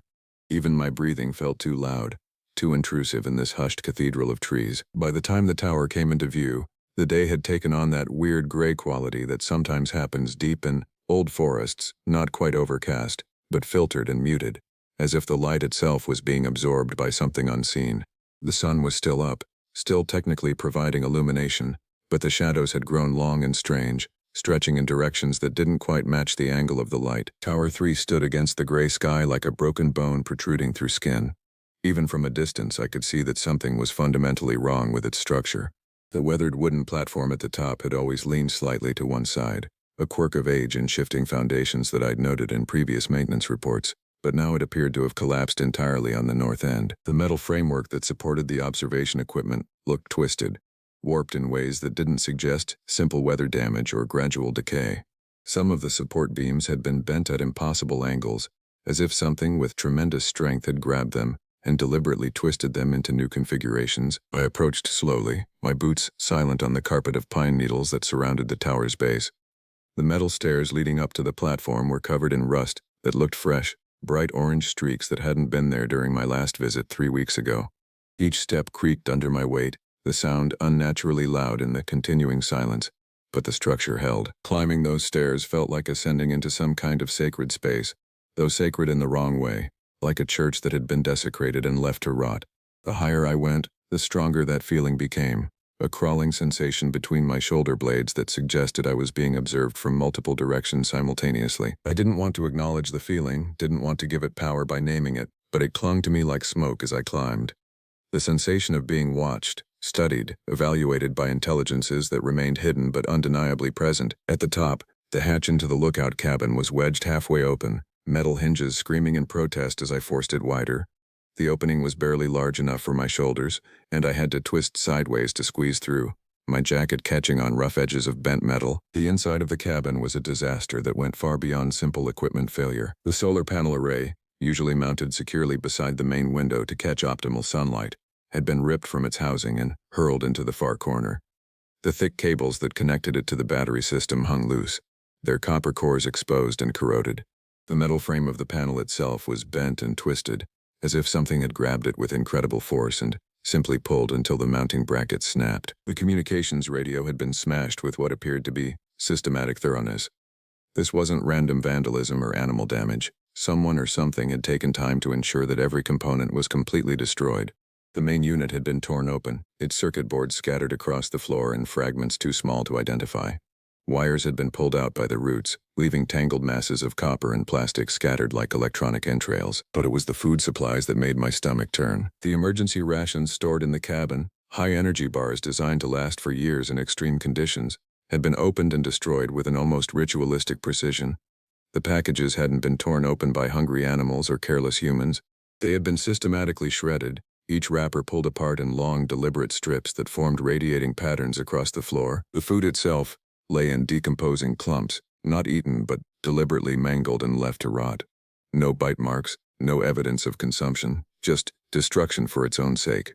The smell was overwhelming, sweet and cloying, like fruit left too long in the sun, mixed with something else, something organic and wrong that I couldn't identify. In the far corner, the emergency sleeping bag had been destroyed in the same methodical way. Not cut with a knife or scissors, but torn apart by hand, yanked and twisted until the fabric separated along ragged, uneven lines. Synthetic stuffing had been pulled out and scattered across the entire floor of the cabin, creating a carpet of white and gray fibers that reminded me uncomfortably of shed skin or molted fur. But it was what I found in the center of the floor that made me step back toward the door. Someone had drawn a circle in the wooden planks, about 4 feet in diameter, inscribed with obsessive precision. The medium wasn't chalk or marker or paint. It was something organic, something that had dried to a dark brown crust that flaked away when I accidentally scuffed it with my boot. It looked like mud, but the smell suggested otherwise. The metallic, copper scent that rose from the dried markings was unmistakable, even to someone with no forensic training. This was blood, and a lot of it, carefully applied and left to dry over what must have been several days. The circle wasn't empty. Arranged within its boundaries were objects that made no immediate sense, twisted pieces of metal that might have been parts of the destroyed equipment, small bones that looked too clean and white to be natural forest detritus, and what appeared to be strips of fabric arranged in patterns that hurt to look at directly. I stared at the display for maybe 5 seconds before backing toward the door. Not rushed, but steady and controlled. Whatever had happened in this cabin, whatever rituals or ceremonies had taken place here, I wanted no part of it. The smart thing to do was document what I'd found, get back to park headquarters, and let someone with actual authority figure out next steps. But first I had to get down from this tower and back to civilization. I descended the metal stairs more quickly than I'd climbed them, eager to put distance between myself and whatever energy still lingered in that desecrated cabin. At the base of the tower, I took a deep breath of forest air and tried to process what I'd seen. The destruction was too thorough, too deliberate to be random. Someone had spent considerable time in that cabin, systematically destroying everything that could connect the tower to the outside world. The blood circle suggested occult involvement, though I had no expertise in that area and no desire to develop any. What concerned me more immediately was the question of where the perpetrators had gone. The level of destruction suggested multiple people working over an extended period, but I'd seen no evidence of a campsite, no tire tracks on the service roads, no indication of how they'd reached this remote location or where they'd gone afterward. I pulled out my radio and tried to raise the park office. Static filled the channel, with occasional fragments of voices too distorted to understand. I adjusted the frequency and tried again. Nothing but electronic noise. That's when I noticed that the trail back looked wrong. The path I'd followed to reach the tower should have been clearly visible, leading downhill toward the junction where it connected with other trail systems before eventually reaching the service road where I'd parked. I'd walked this route enough times to navigate it in poor light or bad weather, but the trees looked unfamiliar, not completely, just off enough to create a nagging sense of disorientation. There was a pine tree split down the middle by what appeared to be lightning damage that I didn't remember seeing on the way up. One of the metal trail markers had been bent upward at an unnatural angle, twisted so that it pointed skyward instead of indicating direction along the trail. I walked toward the damaged marker, thinking I could use it as a reference point to regain my bearings. But when I reached the spot where it should have been mounted, I found only a bare patch of bark where the mounting screws had been removed. The marker itself dangled from a single remaining screw, spinning slowly in the still air. 20 feet further along what I thought was the trail, I looked for the next marker. Nothing, just smooth tree bark where the familiar white blazes should have been painted. I continued walking, increasingly certain that I was on the right path, despite the missing markers. But after 50 yards, I still hadn't found a single trail sign. Worse, the path itself seemed to be getting narrower and less well-defined, as if it was gradually fading back into natural forest. That's when I saw the first wire, thin twine, almost transparent, stretched between two trees at chest height. If I hadn't been looking for trail markers, I would have walked right into it. The wire was taut, but not tight enough to be dangerous. It would have caught across my chest and probably broken, more of a notification system than a trap. I followed the line with my eyes and saw more. 3 separate wires at different heights, each one sagging slightly under its own weight. They weren't rigged to hurt anyone, but their purpose was clearly intentional. Someone wanted to know when people passed through this area. Tied to the second wire were small bones, bleached white and strung together like a macabre mobile. They moved in the still air despite the absence of any wind, clicking against each other with tiny crystalline sounds that seemed to come from much closer than their actual location. The bones looked too small to be human, probably from rabbits or birds, but they had been arranged with the same obsessive care I'd seen in the destroyed cabin. Someone had spent time selecting them, cleaning them, drilling tiny holes for the string that held them in place. I didn't want to know what the wires were connected to, what kind of alarm system they might trigger, or who might be monitoring them. The smart thing to do was get off this trail immediately and find an alternative route back to the service road. I stepped off the path, aiming downhill toward where I knew the creek ran. Water always leads somewhere, and following the natural drainage should eventually take me to lower elevations and more familiar territory. Even if I couldn't find the exact trail I'd use to reach the tower, any downhill route would eventually intersect with Park Service roads. But 20 minutes of careful hiking through increasingly dense underbrush brought me no closer to the sound of running water. The slope that should have led down to the creek seemed to level out and then actually start climbing again, as if the topography itself had shifted when I wasn't paying attention. I pulled out my compass, the same reliable instrument I'd been using for years. The needle spun lazily, unable to settle on any particular direction. Not the frantic spinning that might indicate magnetic interference from underground metal deposits, just a slow, lazy rotation that suggested the instrument could no longer find magnetic north. I tapped the compass housing, shook it gently, waited for the needle to stabilize. Nothing. The compass continued its slow rotation, as if magnetic north no longer existed or had moved to some location far from where it was supposed to be. That's when the air around me changed. Not temperature or humidity or any physical property I could measure. The pressure shifted, like someone had opened a door in a sealed room, equalizing differences I hadn't realized existed. And then I heard it, a single dry crack, sharp and clear in the oppressive silence, a branch breaking under weight, somewhere to my left and slightly behind me. Then silence, then another crack, more distant, from a different direction entirely. My body reacted before my conscious mind processed what was happening. I started walking, not fast, not panicked, just moving with the kind of controlled purpose that comes from years of hiking in remote areas where help is far away and bad decisions can have lasting consequences. I kept my breathing steady and my eyes forward, focusing on the terrain immediately ahead rather than trying to peer into the shadows between trees. Every survival manual I'd ever read emphasized the same point. In dangerous situations, panic kills more people than actual threats. Stay calm, stay focused, keep moving toward safety. But it was hard to ignore the systematic nature of the sounds following me. Another crack, this one closer and definitely behind me. A rustling of leaves that lasted exactly 3 seconds before cutting off abruptly. The soft thud of something heavy dropping from a significant height onto forest floor. I didn't look back. Looking back invites engagement, suggests that you're aware of pursuit and willing to participate in whatever game your followers want to play. Better to appear oblivious while remaining alert, to seem like just another hiker making his way through the woods, on legitimate business. The sounds continued, but they maintained a consistent distance, as if whatever was making them was content to observe for now rather than close the gap. That was encouraging in a way. Predators that intend immediate harm don't usually announce their presence or maintain respectful distances, but it was also deeply unsettling. The pattern suggested intelligence, planning, coordination. Random animals don't organize complex surveillance operations. Whatever was following me was doing so with purpose and patience. I angled southwest, following the faintest suggestion of a game trail that wound between massive tree trunks. The light filtering through the canopy had taken on an even stranger quality. Green-tinged and directionless, as if it was being reflected and scattered by something in the air itself. That's when I saw the first shape. It was crouched behind a fallen log about 30 yards to my left, partially concealed by the massive root system that had been exposed when the tree fell. At first glance, it looked like a person in a pale gray jacket, perhaps another hiker who had stopped to rest or examine something on the ground, but the proportions were wrong. The head was too large relative to the body, and the neck appeared far too long to be human.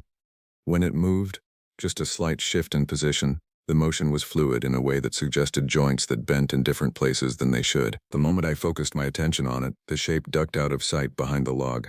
Not quickly, not frantically, but with deliberate care, as if it understood that it had been observed and wanted to avoid further scrutiny. I continued walking, pretending I hadn't seen anything, while my peripheral vision tracked movement in the forest around me. More shapes, at least 3 of them, keeping pace but maintaining distance. They moved through the trees with an efficiency that suggested long familiarity with this terrain, stepping over obstacles and ducking under branches without seeming to look where they were going. Then I made the mistake of looking up. 3 more figures perched in the trees above me, balanced on branches that should have been too thin to support any significant weight.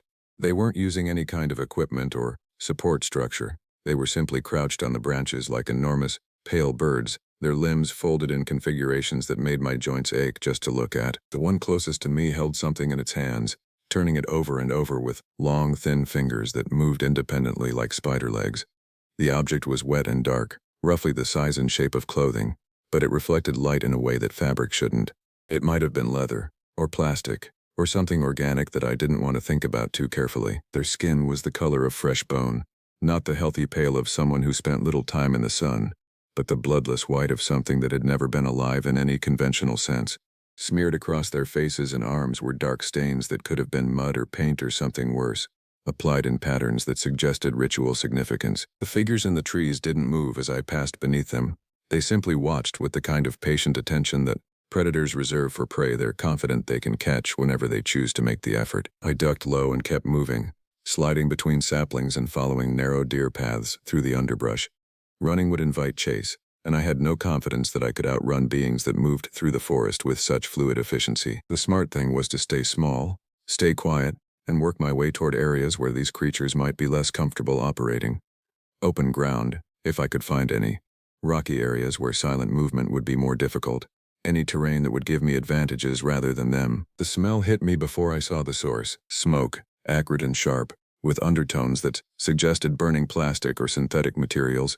Not the clean scent of a wood fire, but something chemical and toxic that made my throat burn and my eyes water. I followed the smell almost without thinking, partly because it suggested human activity, and partly because any change in the situation might offer new options for escape.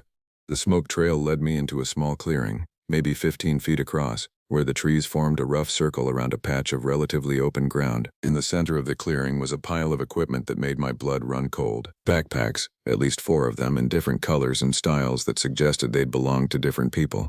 Jackets and pants torn into strips and partially burned. Boots that had been cut open and their contents scattered. Rope that had been deliberately charred until it was black and brittle. None of the gear looked new. Everything had the weathered, faded appearance of equipment that had been exposed to the elements for weeks or months. But it hadn't been abandoned. It had been collected, arranged, and systematically destroyed as part of some kind of ceremony. I recognized one of the backpacks, a blue external frame model that I'd seen at park headquarters. It belonged to James, a seasonal employee who'd worked trail maintenance the previous summer. According to the office records, he'd left the park in September to return to college.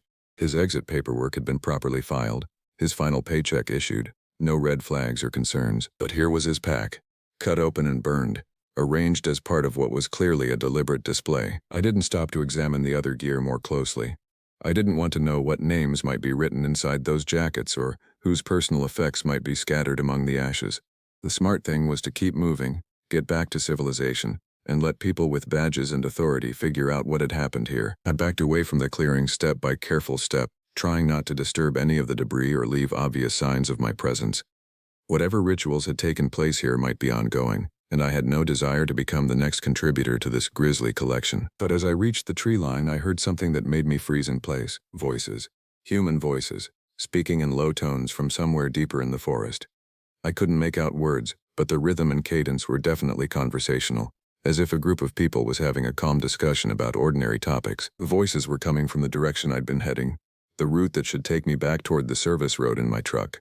Between me and potential safety was an unknown number of people who had apparently been collecting and destroying the belongings of missing hikers. I crouched behind a massive Douglas fir and tried to assess my options. I could try to circle around the voices, adding distance and time to my journey, but potentially avoiding confrontation. I could wait and see if they moved on. though that risked being caught in the open if they decided to explore the area where I was hiding. Or I could try to get close enough to see who they were and what they were doing. Information that might be crucial if I needed to report this situation to authorities. The choice was made for me when I heard my name. He was supposed to check the tower, one of the voices said, clear enough now that I could make out individual words. Should have been there and back by now. Maybe he found what we left, another voice replied, this one higher in pitch, possibly female. Maybe he's smart enough to keep walking, or maybe he's like the others, a third voice said. This one carried an undertone that made my skin crawl, a quality that suggested the speaker wasn't entirely human anymore. Maybe he'll want to join us. The conversation was definitely about me, which meant they knew I was in the forest and had been tracking my progress, probably since I'd reached the tower, possibly since I'd started the hike that morning. The wire traps hadn't been random security measures, they'd been specifically placed to monitor my route. I eased deeper into the shadows behind the tree, trying to make myself as small and invisible as possible.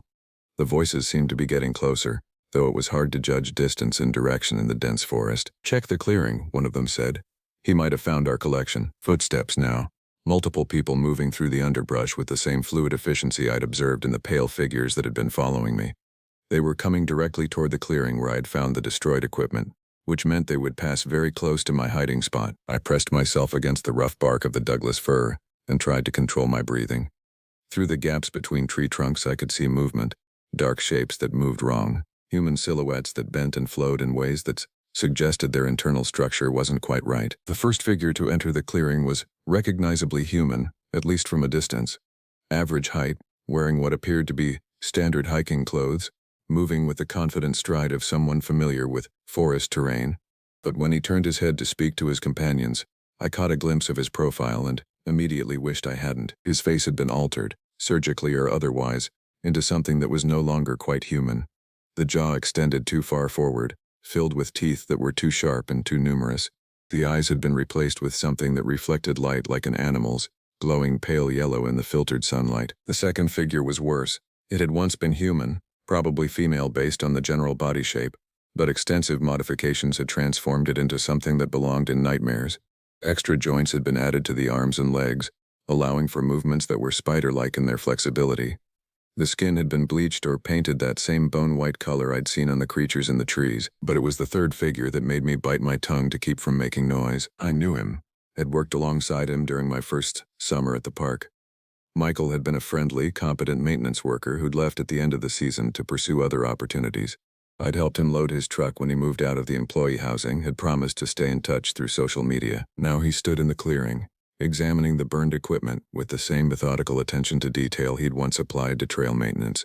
But his movements were wrong, too precise and controlled, like a marionette being operated by someone who had learned human motion from a manual rather than observation. When he spoke, his voice carried that same inhuman undertone I'd heard from the trees. He was here, Michael said, kneeling beside the pile of gear.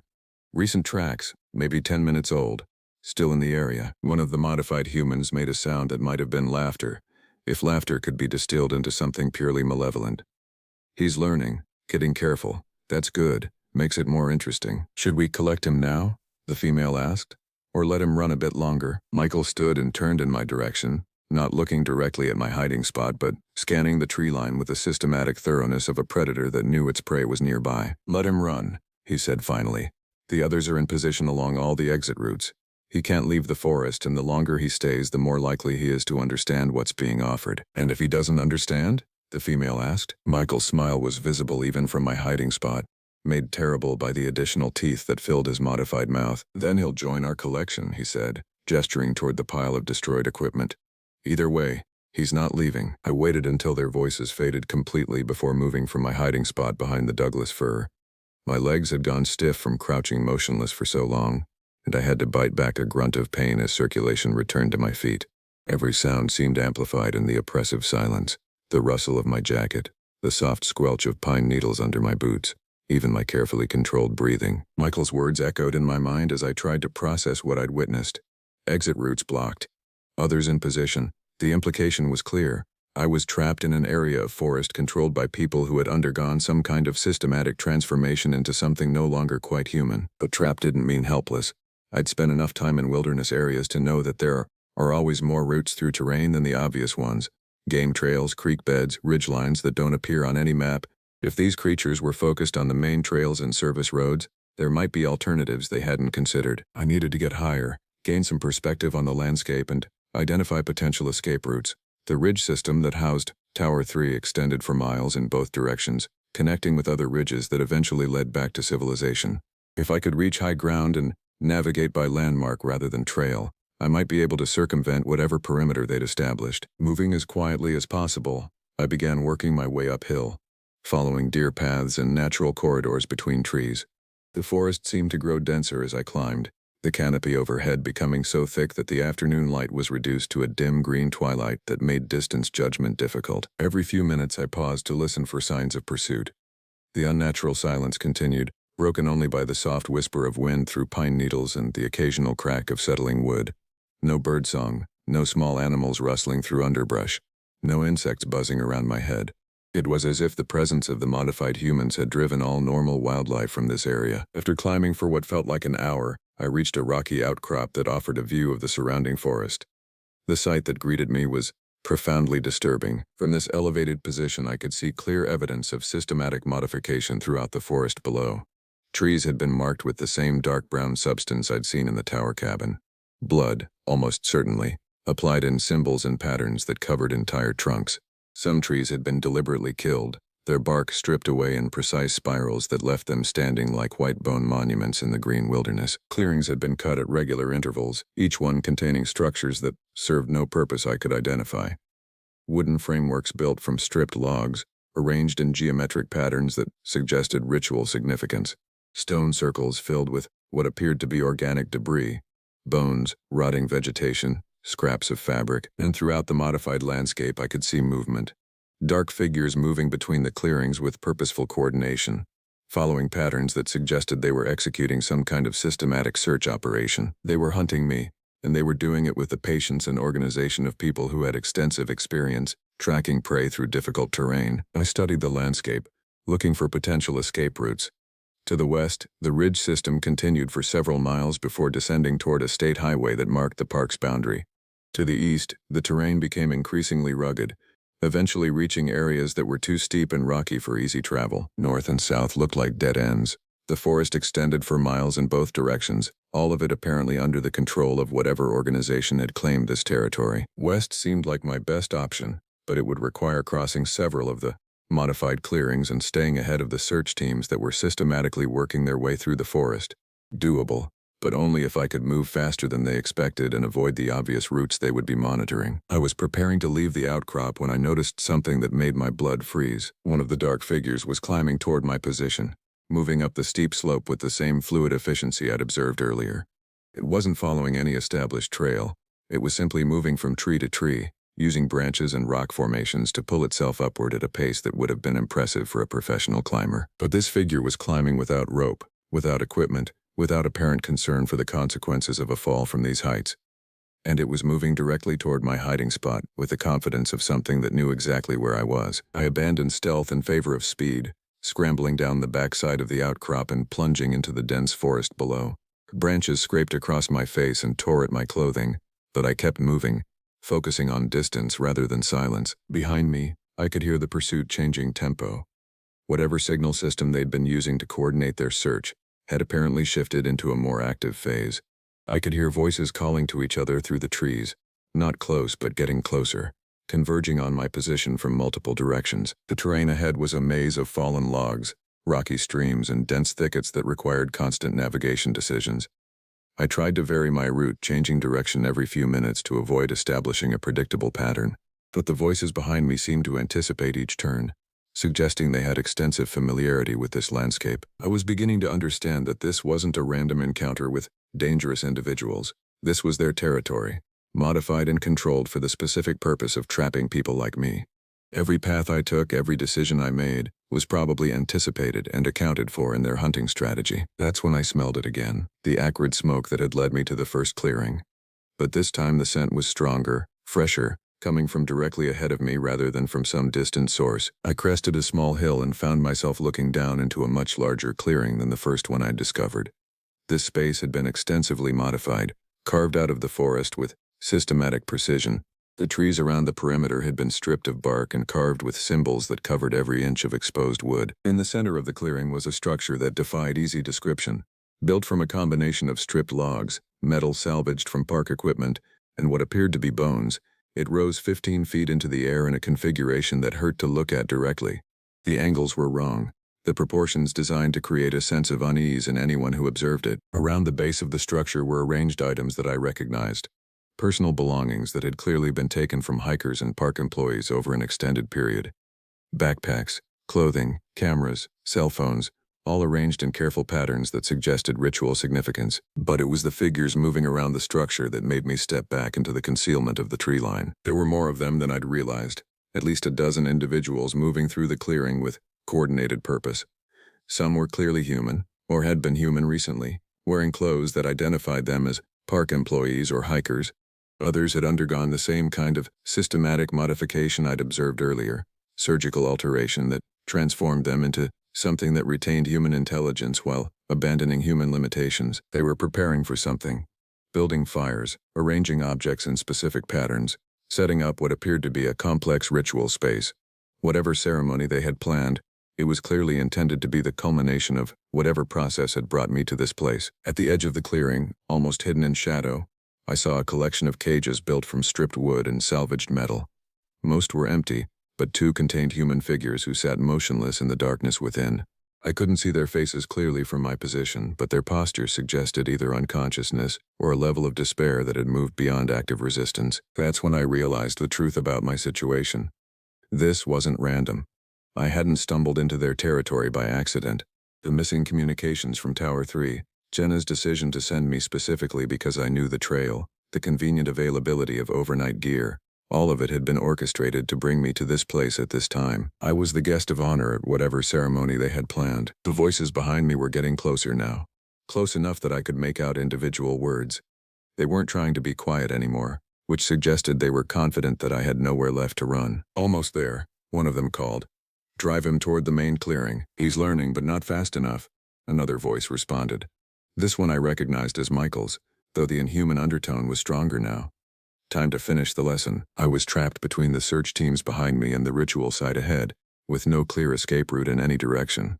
The smart thing would be to surrender, to walk into the clearing with my hands visible and hope that whatever they wanted from me could be negotiated. But the sight of those cages, the systematic destruction of personal belongings, the clear evidence of long-term planning and preparation, suggested that negotiation wasn't really an option. Whatever process had transformed Michael and the others was the only outcome they were offering. I needed a distraction, something that would disrupt their careful coordination and create an opportunity to break through their perimeter. My pack still contained the emergency flares I'd brought for signaling in case of trouble. Originally intended to attract rescue personnel, they might serve just as well to create chaos and confusion. I pulled out 2 flares and prepared to activate them, planning to throw one toward the ritual clearing and use the second to mark my position for any legitimate rescue personnel who might be in the area. It was a desperate plan with minimal chance of success, but desperation was rapidly becoming my only option. That's when I heard the helicopter. The sound was faint at first, almost lost in the natural noise of wind through trees, but it grew steadily stronger, the distinctive thrum of rotor blades approaching from the west. As it got closer, I could make out the high-pitched whine of a Park Service aircraft, probably conducting a routine patrol or responding to some unrelated emergency. The figures in the clearing below reacted immediately to the aircraft's approach. The organized ritual preparation dissolved into frantic activity as they scattered toward predetermined hiding spots, clearly following a well-rehearsed emergency protocol. Within seconds, the clearing appeared empty except for the permanent structures and arranged belongings. This was my chance. I activated both flares simultaneously and hurled them in different directions, one toward the clearing and one toward the highest point I could reach.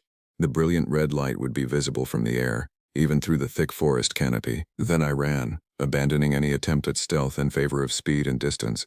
Behind me I could hear shouts of anger and frustration as my pursuers realized what I'd done.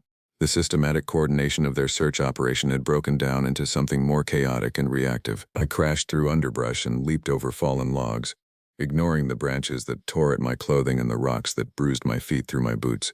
The helicopter was getting closer, and if I could reach an area visible from the air, there was a chance, small but real, that I could signal for help. The voices behind me were getting farther away, suggesting that my distraction had worked, but I knew it was only temporary.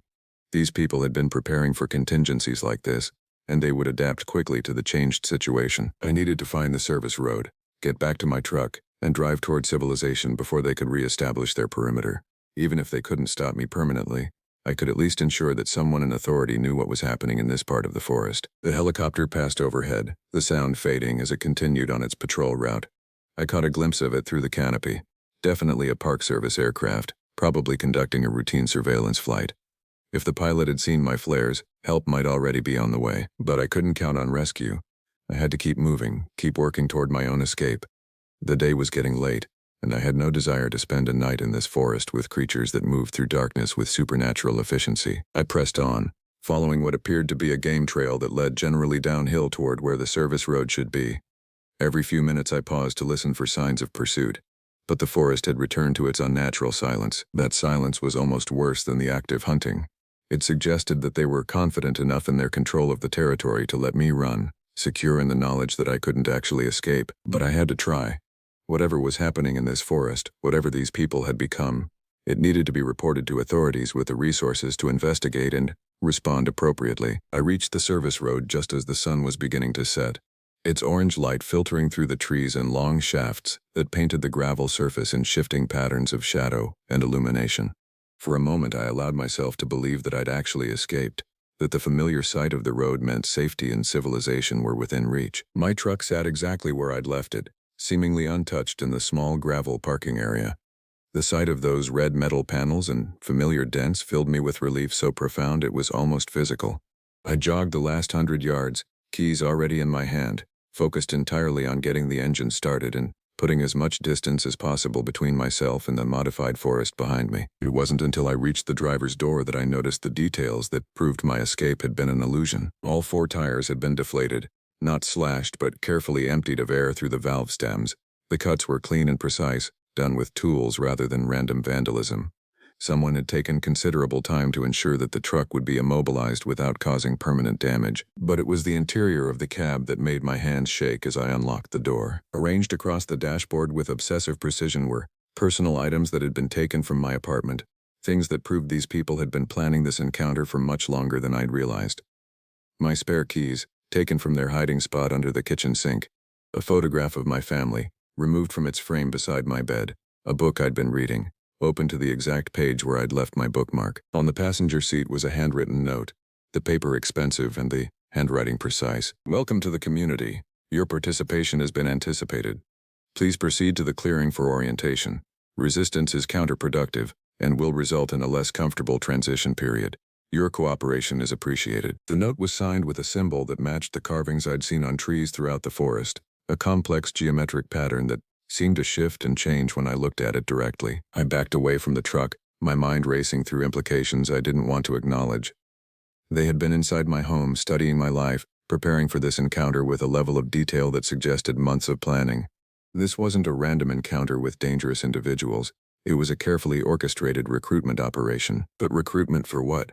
And how many others had received similar invitations to join whatever community they were building in this remote forest? The sound of an engine approaching from deeper in the forest interrupted my analysis. I stepped into the tree line, using my disabled truck as concealment while I tried to identify the source of the noise. A Park Service vehicle emerged from a side road I hadn't noticed earlier, moving slowly toward the parking area. The truck was familiar. I'd seen it at headquarters many times, but I couldn't immediately identify the driver through the glare on the windshield. As it pulled up beside my truck, I felt a moment of genuine relief. Finally, legitimate help had arrived. Someone in authority who could call for backup and coordinate a proper response to what I'd discovered in the forest. The driver's door opened, and a figure stepped out wearing a standard Park Service uniform. Average height, standard issue equipment, moving with the confident professionalism I'd observed in experienced rangers. But something about his movements seemed familiar in a way that made my stomach clench with dread. When he turned toward my truck, I saw his face clearly for the first time. It was Michael, not the modified, surgically altered version I'd seen in the clearing, but the Michael I remembered from 2 summers ago. Completely human in appearance, wearing a legitimate Park Service uniform, carrying official identification and radio equipment. He walked around my truck with the systematic thoroughness of someone conducting a routine inspection, noting the deflated tires and examining the interior without surprise or concern. This was clearly not the first time he'd responded to this particular scenario. When he finished his inspection, he pulled out his radio and made a brief transmission. Unit 7 to base, responding to vehicle at trailhead parking area. Driver appears to have encountered mechanical difficulties. Will provide assistance and transport back to headquarters. The response came immediately, crackling through the radio with perfect clarity. Copy that, Unit 7.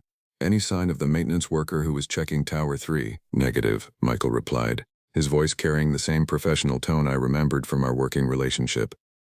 Vehicle is here but no sign of the driver. We'll conduct limited search and file report. He clipped the radio back to his belt and called out toward the forest. Park Service. If anyone needs assistance, please identify yourself. I remained hidden, watching this performance with growing horror. Michael was clearly part of the organization that had been hunting me through the forest, but he was also apparently maintaining his role as a legitimate park employee.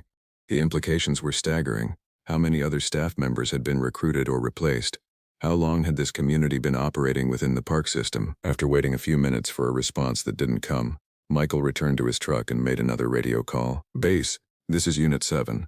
No response to verbal contact. Beginning limited grid search of immediate area. He moved into the forest with the systematic precision of someone following established search protocol.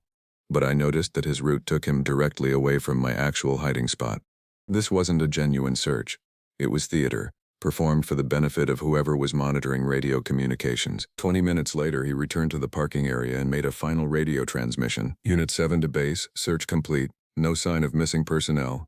Recommend scheduling follow-up search for tomorrow with additional resources. Will arrange for tow service for abandoned vehicle. Copy that, Unit 7. Return to base for debriefing. Michael climbed back into his truck, but instead of driving toward park headquarters, he turned onto the side road that led deeper into the forest.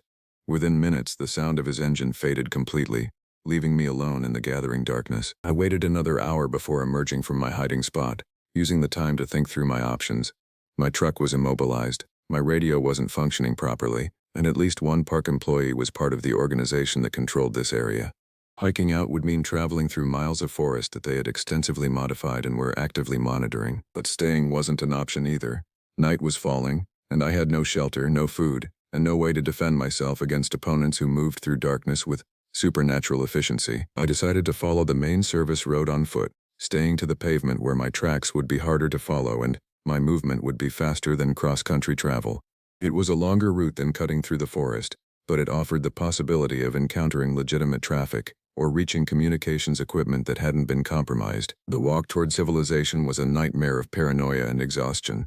Every sound in the forest around me could have been natural wildlife or something far worse. Every shadow between trees might have concealed watchers with modified anatomy and inhuman patience, but the road remained empty, and I made steady progress toward what I hoped was safety. After 3 hours of walking, I finally saw lights ahead, the distant glow of the main park headquarters complex, where night shift staff maintained 24-hour operations. I approached the building complex with extreme caution, studying each vehicle in the parking lot and trying to identify which staff members might be on duty. The main office was brightly lit, and I could see figures moving inside, but I had no way to know which employees could be trusted and which might be part of the organization I'd encountered in the forest. The smart thing was to bypass park facilities entirely and continue walking toward the main highway, where I could flag down civilian traffic and contact law enforcement agencies that had no connection to the Park Service. But I was exhausted, dehydrated, and increasingly desperate for some kind of human contact that didn't involve modified anatomy and ritual sacrifice. I decided to approach the main office, but carefully, ready to run if I saw any indication that the staff inside had been compromised. The night duty officer was someone I didn't recognize, a middle-aged man in standard uniform who was working on paperwork when I knocked on the door. He looked up with a slightly annoyed expression of someone whose routine had been interrupted by an unexpected visitor. "Can I help you?" he asked, through the glass door. "I'm one of the seasonal maintenance workers," I said, trying to keep my voice steady. "I was checking Tower 3 and encountered some problems. I need to report a serious incident." He studied me for a moment, taking in my torn clothing and obvious exhaustion, then unlocked the door and stepped aside to let me enter. "You look like you've had a rough day," he said. "Let me get you some water and you can tell me what happened." The office was warm and brightly lit, filled with the comfortable clutter of maps, reports, and communication equipment that suggested normal, bureaucratic operations. For the first time in hours, I allowed myself to believe that I might actually be safe. The duty officer handed me a bottle of water and settled behind his desk with a blank incident report form. "Now," he said, pen poised over the paper. Tell me exactly what happened out there. I took a deep breath and began describing my experiences, starting with the destroyed equipment at Tower 3 and working through the systematic hunting operation I'd encountered in the forest. The duty officer listened without interruption, occasionally making notes but mostly just letting me talk. When I finished, he set down his pen and looked at me with an expression I couldn't quite read. That's quite a story, he said finally. Sounds like you've been through a traumatic experience. It's all true, I said. Every word. There's an organized group operating in that section of forest, and at least one park employee is involved. We need to contact law enforcement immediately. The duty officer nodded thoughtfully, then reached for his radio. I agree, he said. This definitely needs to be reported to the appropriate authorities. He keyed the microphone and made a brief transmission. Base to all units. We have a situation at headquarters. The missing maintenance worker has returned with information about Tower 3. Requesting immediate response from senior staff. Within minutes, I heard vehicles approaching the building. Car doors slammed in the parking lot and footsteps approached the main entrance. I felt a surge of relief. Finally, people with authority and resources were taking this seriously. The door opened, and 3 figures entered the office. The first was Jenna, my supervisor, looking exactly as she had when she'd given me the assignment that morning. Professional, competent, showing appropriate concern for a subordinate who'd encountered difficulties in the field. The second was Michael, still in his Park Service uniform, still appearing completely human and normal. The third was someone I didn't recognize, but whose presence made my blood freeze. Tall, pale, wearing clothes that appeared normal from a distance but revealed subtle modifications when examined closely. Extra pockets for tools I couldn't identify. Fabric that seemed to shift color slightly depending on viewing angle. And eyes that reflected light like an animal's. Thank you for calling us, Jenna said to the duty officer. We'll take it from here. She turned to me with an expression of professional sympathy. I'm so glad you're safe, she said. When Michael couldn't find you during his search, we were very concerned.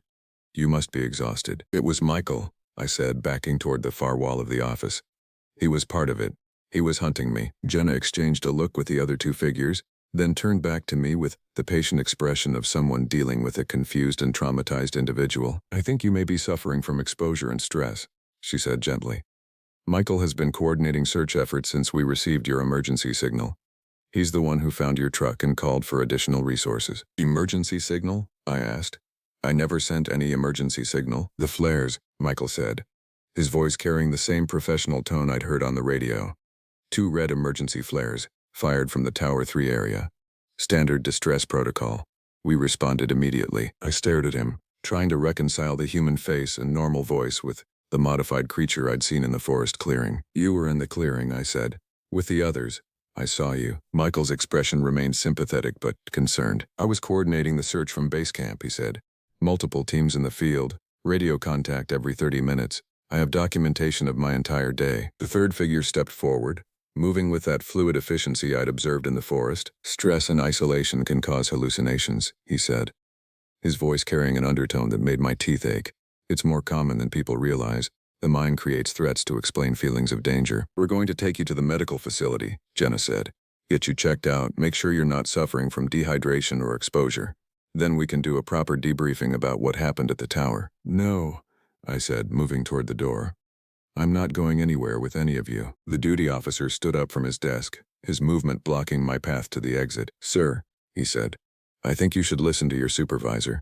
You've clearly been through a traumatic experience and medical attention is the appropriate next step. I looked at his face for the first time since the others had arrived, really studying his features in the bright office lighting. His eyes reflected the light, just like the others. How long? I asked, my voice barely above a whisper. How long have you been recruiting park employees? Jenna smiled, and for the first time, I noticed that her teeth were slightly too sharp. We prefer the term community outreach, she said, and we've been very successful, much more successful than you might imagine. The third figure moved closer, and I could see that his hands ended in fingers that were too long and too flexible. The process is relatively comfortable, he said. Most people adjust within a few weeks. The benefits are significant. Enhanced physical capabilities, extended lifespan, membership in a community that values individual contribution. What happened to the people who refused? I asked. Michael gestured toward the window, indicating the dark forest beyond. The collection in the clearing represents those who couldn't adapt to our community standards, he said. But that's a small percentage. Most people, when they understand what we're offering, make the rational choice. I was trapped in a room with 4 members of whatever organization had claimed this section of forest. with no weapons, no communications, and no realistic chance of escape. But I had to try. I feinted toward the window, then spun toward the door when the duty officer moved to block me. For a moment, it looked like I might actually reach the exit. Then the third figure moved, faster than anything human should be able to move, and I felt something sharp pierce the skin of my neck. The world went gray around the edges, and my legs stopped supporting my weight. As I collapsed to the floor, I heard Jenna's voice, distant and echoing. "Welcome to the community," she said.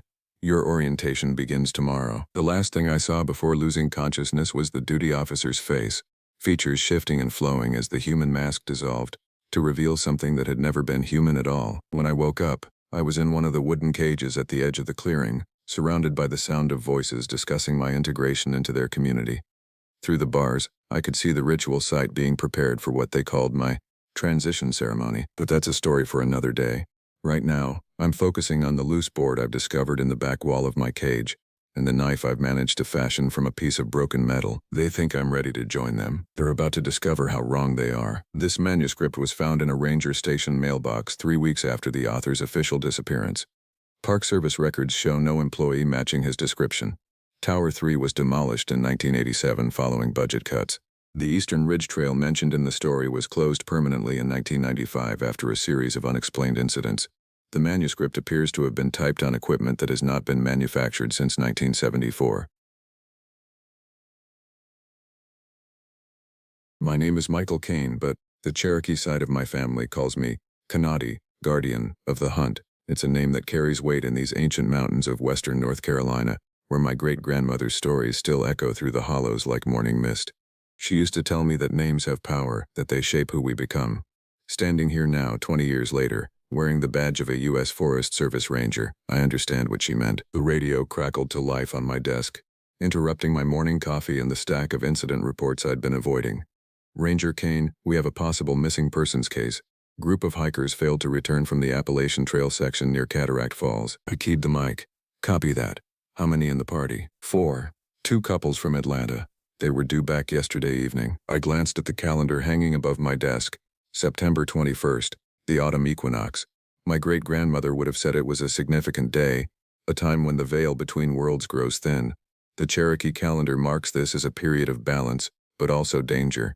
The old stories speak of creatures that emerge during such times, drawn by the shifting energies that most people can't feel but never fail to affect them. "Any last known location?" I asked. "Trail marker 47, approximately 2 miles north of the falls. They were registered for a 3-day camping trip." Trail marker 47. I knew that area well, too well. It was where I'd had my first encounter 3 years ago. The memory still sent ice through my veins, the feeling of being watched by something just beyond the tree line, the way the forest fell silent as if every living thing was holding its breath, waiting. I'd found massive footprints in the soft earth near the creek, each one nearly 18 inches long with distinct toe impressions. The prints had vanished into the rocky terrain, but the feeling of those unseen eyes following me had lasted for miles. "Roger. I'll head out within the hour." I gathered my gear methodically. Emergency medical supplies, rope, GPS unit, my grandfather's hunting knife, a blade he'd carried in Korea and had blessed by the tribe's medicine man before passing it to me. Most importantly, I grabbed the small leather pouch my great-grandmother had given me before she passed. Inside were sacred tobacco, sage, and a small piece of black obsidian. "For protection against the things that shouldn't be," she'd whispered with her dying breath. The drive to the trailhead took me through territory that had been Cherokee land for 1,000 years before the first white settlers arrived. The mountains here are different from the tourist-friendly peaks further south. These are the old mountains, shrouded in legends that predate European contact by centuries. My people called this region Nivia-Gigaiviga, the place where the giants walk. The stories speak of the Keklik-Kudla, massive hair-covered beings that served as guardians of the forest's deepest secrets. I parked at the trailhead and noticed immediately that something was wrong. The forest was too quiet, no bird songs, no rustling of small animals in the underbrush. Even the insects seemed muted. In my training we learned that animals are the first to sense danger. When the forest goes silent, you listen. The trail leading to marker 47 wound through increasingly dense woodland. Ancient hemlocks towered overhead, their branches intertwining to block out most of the afternoon sun. Patches of fog clung to the hollows despite the late hour, creating an otherworldly atmosphere that made me instinctively check over my shoulder every few hundred yards. I found the hiker's campsite easily enough. Their gear was scattered in a way that suggested a hasty departure rather than an organized pack-up. 2 tents, one partially collapsed, sleeping bags spilled out onto the ground. A camp stove sat cold beside the remnants of what looked like an interrupted meal, but it was the tracks that made my blood run cold. Mixed in with the boot prints of the missing hikers were others, barefoot impressions nearly twice the size of human feet, with elongated toes and a heel that pressed deep into the soft earth. The stride length was impossible for any human, each step covering nearly 6 feet of ground. The prints led away from the campsite and deeper into the forest, following a game trail that I knew eventually connected to a series of limestone caves. I followed the trail for nearly a mile before the tracks became harder to read on the rocky terrain. The path descended into a hollow I'd never fully explored. Despite years of ranging these mountains, the air grew noticeably cooler as I descended, and I caught a smell that raised every hair on the back of my neck. A musky, organic odor that reminded me of wet animal hide mixed with something else. Something that spoke to a primal fear buried deep in human DNA. The hollow opened into a small clearing dominated by a ring of standing stones. Not natural formations. These had been placed by human hands, though clearly not recently. Moss and lichen covered their surfaces, and some bore carved symbols that I recognized from my great-grandmother's stories. Cherokee petroglyphs, but older than anything I'd seen before. At the center of the ring stood a single oak tree, its trunk easily 8 feet in diameter, its branches reaching toward the darkening sky like gnarled fingers, and hanging from those branches were pieces of clothing, a red hiking boot, a torn jacket sleeve, a baseball cap with the Atlanta Braves logo. Fresh enough that they hadn't yet been weathered by rain or sun. My radio crackled to life, making me jump. "Ranger Kane, what's your status?" I keyed the mic with trembling fingers. "I've found evidence of the missing party. Going to need backup and a search team." "Copy that. ETA on backup is 2 hours." 2 hours. In this place, with darkness falling and the blood moon rising above the mountains, 2 hours felt like an eternity. I was about to key the mic again when I heard it. A sound that had haunted my dreams since that day 3 years ago. A low, resonant call that seemed to come from everywhere and nowhere at once. Not quite human, but not quite animal either. It echoed off the limestone walls of the hollow, creating harmonics that made my chest vibrate. The call was answered from somewhere to my left, then again from my right. I was surrounded. My great-grandmother's voice whispered in my memory. "The giants are guardians, Kanati, but they guard things that were never meant for human eyes. When you hear their voices calling in the darkness, you must choose. Will you run, or will you stand and face what guards the threshold between worlds?" I reached for the medicine pouch at my belt and stepped deeper into the circle of stones. The missing hikers were out there somewhere, and my badge, my name, demanded that I find them. Whatever lurked in these ancient woods would have to be faced. The Cherokee word Kanati doesn't just mean guardian of the hunt, it means guardian against the things that hunt us. The blood moon crested the treetops, bathing the hollow in crimson light, and the forest began to whisper with voices that predated civilization. My radio hissed with static as the electromagnetic interference intensified, a phenomenon I'd learned to associate with their presence. I was no longer just a park ranger investigating a missing persons case. I was a Cherokee warrior entering the realm of legends. The blood moon cast everything in shades of rust and shadow as I made my way deeper into the hollow. My flashlight beam seemed feeble against the supernatural crimson glow filtering through the canopy. Every step took me further from the rational world of incident reports and search protocols, and deeper into the realm of my ancestors' warnings. The clothing hanging from the oak tree branches swayed gently in a breeze I couldn't feel. As I approached for a closer look, I noticed that the items weren't torn or damaged. They appeared to have been carefully removed and placed there deliberately. The red hiking boot still bore its laces, tied in the precise knots favored by experienced hikers. The jacket sleeve showed no rips or tears, just clean separation at the seam. I photographed everything with my phone, though I doubted the images would come out clearly in this strange light. The electromagnetic interference was getting stronger. My GPS unit flickered between readings, sometimes showing my location as miles from where I knew I stood. A twig snapped behind me. I spun around, hand instinctively moving to the pistol on my hip, but stopped when I saw her. An elderly Cherokee woman stood at the edge of the clearing, wearing traditional dress that seemed to absorb the moonlight. Her silver hair was braided with eagle feathers and small bones. She shouldn't have been there, couldn't have been there. The hollow was accessible only through the narrow game trail I'd followed, and I would have heard anyone approaching. "C.O. Kanati," she said, using the traditional Cherokee greeting. Her voice carried the weight of years and the accent of someone who had learned English as a second language. "You have come to the old boundary. Ma'am, you need to leave this area," I said, though my voice lacked conviction. Something about her presence felt both comforting and terrifying. There's a search operation in progress, she smiled, revealing teeth that were too white and too sharp. I am Nanya Hayatsadi, granddaughter of the mountain spirits. I've been waiting for you to find your way here. The name struck me like lightning. Nanya Nancy Ward, was a Cherokee war woman who had died in 1822. Hatsadi meant wisdom. This woman claimed to be the granddaughter of spirits, which in Cherokee cosmology would make her something far more than human. The 4 lost ones crossed the boundary 3 nights ago, she continued, gesturing toward the stone circle. They were drawn by dreams that are not dreams, called by voices that speak in frequencies your kind cannot hear. But you hear them, don't you, grandson of the old blood? I nodded slowly. The haunting calls had grown quieter but not stopped, creating a sonic backdrop that seemed to vibrate in my bones. Where are they? In the space between spaces, walking with the Keklakudla. Your people have many names for them, Sasquatch, Bigfoot, Wood Ape, but we have known them since before the ice came south. They are the keepers of the compact, the agreement made when your ancestors first walked these mountains. She moved closer, and I could see that her eyes held depths that seemed to extend beyond the physical. When she spoke, her breath carried the scent of sacred fires and ancient ceremonies. Your great-grandmother spoke truly when she said names have power. You carry the name of the first hunter, the guardian who was charged with maintaining the balance between the world of men and the world of others. That responsibility has awakened in your blood, called forth by the breaking of the old boundaries. What compact? I asked, though part of me already knew. The stories my great-grandmother had told, the ones I'd dismissed as folklore, suddenly felt as solid as the stone circle around us. When the Cherokee first came to these mountains, we found them already inhabited. The Keklakudla are older than our memories, older than the stories we tell to children. They agreed to withdraw to the deep places, the caves and hidden valleys, in exchange for our promise to guard the boundaries and ensure that certain truths remained hidden from those who would exploit them. A bone-deep howl echoed from somewhere in the darkness beyond the clearing, followed by another, then another. The electromagnetic interference spiked, causing my radio to emit a harsh screech before falling silent. The world has changed, Nenni continued. Your people spread across the land like floodwater, bringing machines that pierce the earth and minds that refuse to believe in anything they cannot measure.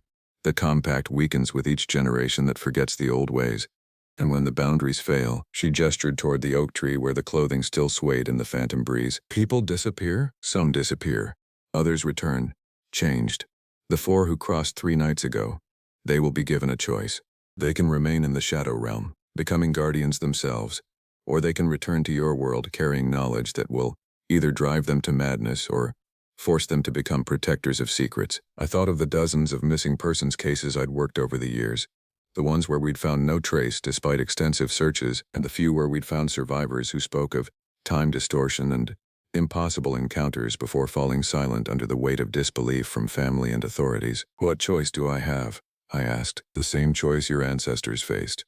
You can turn away, file a report about hikers who became lost and may never be found, and return to your small world of policies and procedures.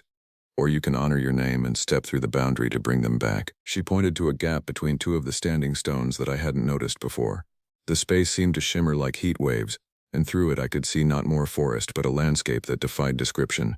Trees that moved without wind, starless sky that pulsed with colors I had no names for, and in the distance, massive shapes moving between the twisted trunks with grace that belied their enormous size. If I go through, can I come back? That depends, Nanyahi said, on whether you can remember that you are Kanati, guardian of the hunt, and not simply Michael Kane, forest ranger. Names have power, grandson. Your true name is the key to walking between worlds and finding your way home. The howling grew louder, more insistent. In the strange harmonics, I began to hear something that sounded almost like words, though spoken in no language I recognized. The missing hikers' voices, perhaps, calling from beyond the boundary that separated the rational world from the realm of legends. My radio crackled back to life with weak, staticky voice. Ranger Kane. Status. Back up en route. Respond. I looked back toward the trail that would take me to safety. To back up, to a world where missing persons cases were solved with search dogs and helicopters rather than ancient compacts and supernatural guardians. Then I looked at the shimmering portal between the standing stones, where 4 people waited in a place that shouldn't exist for rescue by someone who carried a name older than the mountains themselves. If I don't come back, I said into the radio, tell them I was honoring my family name. Nanyai smiled and began to fade like morning mist. Remember, Kanati, in their realm, belief shapes reality. What you expect to find will become what you find. Trust in the old ways, and the old ways will trust in you. I stepped through the gap between the stones and felt the world dissolve around me. The boundary between legend and reality didn't break. It simply shifted. The transition between worlds felt like stepping through a curtain of static electricity that left every nerve-ending tingling. One moment I stood in a forest hollow bathed in blood moonlight. The next I found myself in a realm where the laws of physics bent like tree branches in a storm. The air here was thicker, almost tangible, carrying scents of loam and living things that had never known the touch of sunlight. Above, instead of a star-filled sky, a dome of swirling aurora danced in colors that hurt to look at directly. Purples so deep they bordered on black, greens that pulsed with their own inner light, and veins of silver that moved like living things across the ethereal canvas. The trees were familiar yet wrong. Oaks and maples I recognized, but twisted into impossible configurations, trunks that spiraled upward in perfect helixes, branches that wove together into complex geometric patterns, roots that extended above ground level to form natural bridges and arches. Everything was larger here, as if the forest had been designed for inhabitants far bigger than humans, and those inhabitants were everywhere. I saw them first as shadows moving between the twisted trunks, massive bipedal forms that flowed through the forest with surprising grace. 8 feet tall at minimum, some considerably larger, covered in dark hair that seemed to absorb light rather than reflect it. Their eyes glowed with a soft amber radiance that reminded me of moonlight on still water. The Kekla-Kudla, the giants of Cherokee legend, guardians of the boundary between worlds. One of them approached, moving with deliberate slowness that I recognized as a gesture of non-aggression. Up close, its features were even more unsettling, undeniably ape-like, yet possessing an intelligence that shone through those glowing eyes. When it spoke, the words bypassed my ears entirely and resonated directly in my mind. "Welcome, guardian of the hunt. We have been waiting." The voice carried harmonics of wind through stone, water over granite, the deep patience of geological time. I found I could respond in the same manner, my thoughts taking on weight and substance in this place where intention mattered more than physics. "I've come for the lost ones," I projected. "They are not lost. They have found more than they sought.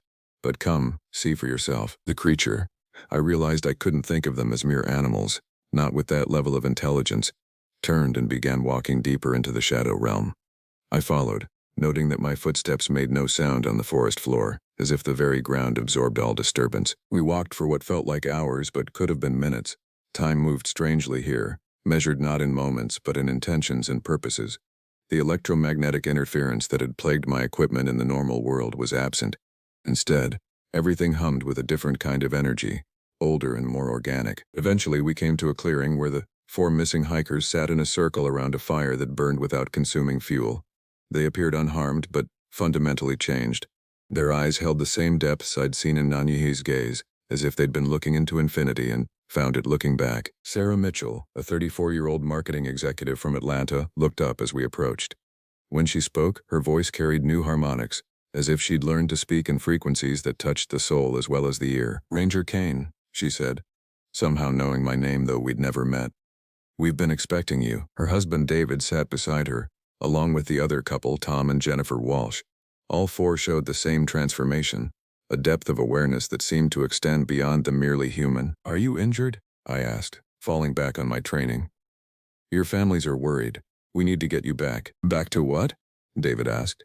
"To lives spent in cubicles, staring at screens pretending that quarterly reports and stock prices matter when there are worlds like this existing parallel to our own. They have been offered the choice," the Kekla-Kudla communicated to me, "as is traditional when humans cross the boundary willingly." "What choice?" I asked aloud. Tom Walsh answered. "To return to our old lives, with the knowledge that everything we thought we knew about reality was wrong. Or to remain here and become guardians ourselves, bridges between the worlds, helping to maintain the balance." "You have families," I said. "Jobs, responsibilities." "I had a family," Jennifer said softly. "My daughter died 3 years ago. Leukemia. Do you know what it's like to watch a child die from something that could have been cured if we hadn't spent generations destroying the very forests that hold the cure? The Kekla-Kudla showed me plants here that could heal anything, but they can't exist in our poisoned world." I felt the weight of their dilemma. In this realm, every word carried emotional resonance that made lies impossible and truth unavoidable.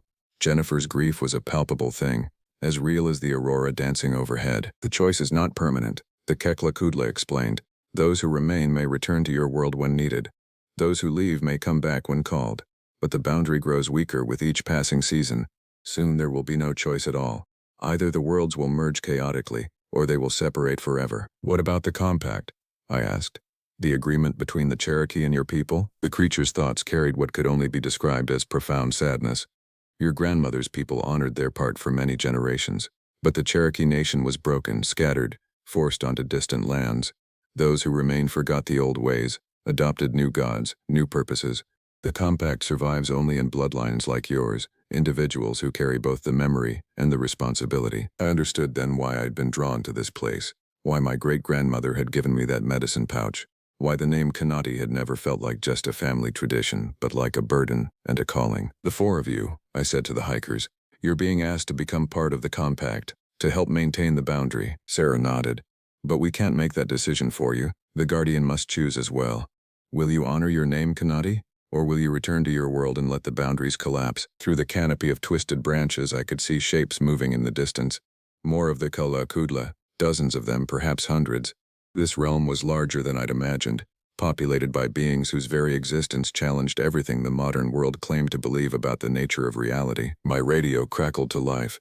Somehow, impossibly, it was receiving signals across dimensions. Ranger Kane. This is base.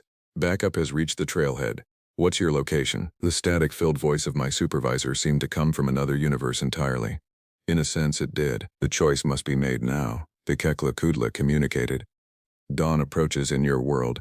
The boundary will close until the next turning of the seasons. I looked at the four transformed hikers, then at the massive being whose species had walked these mountains since before human civilization began.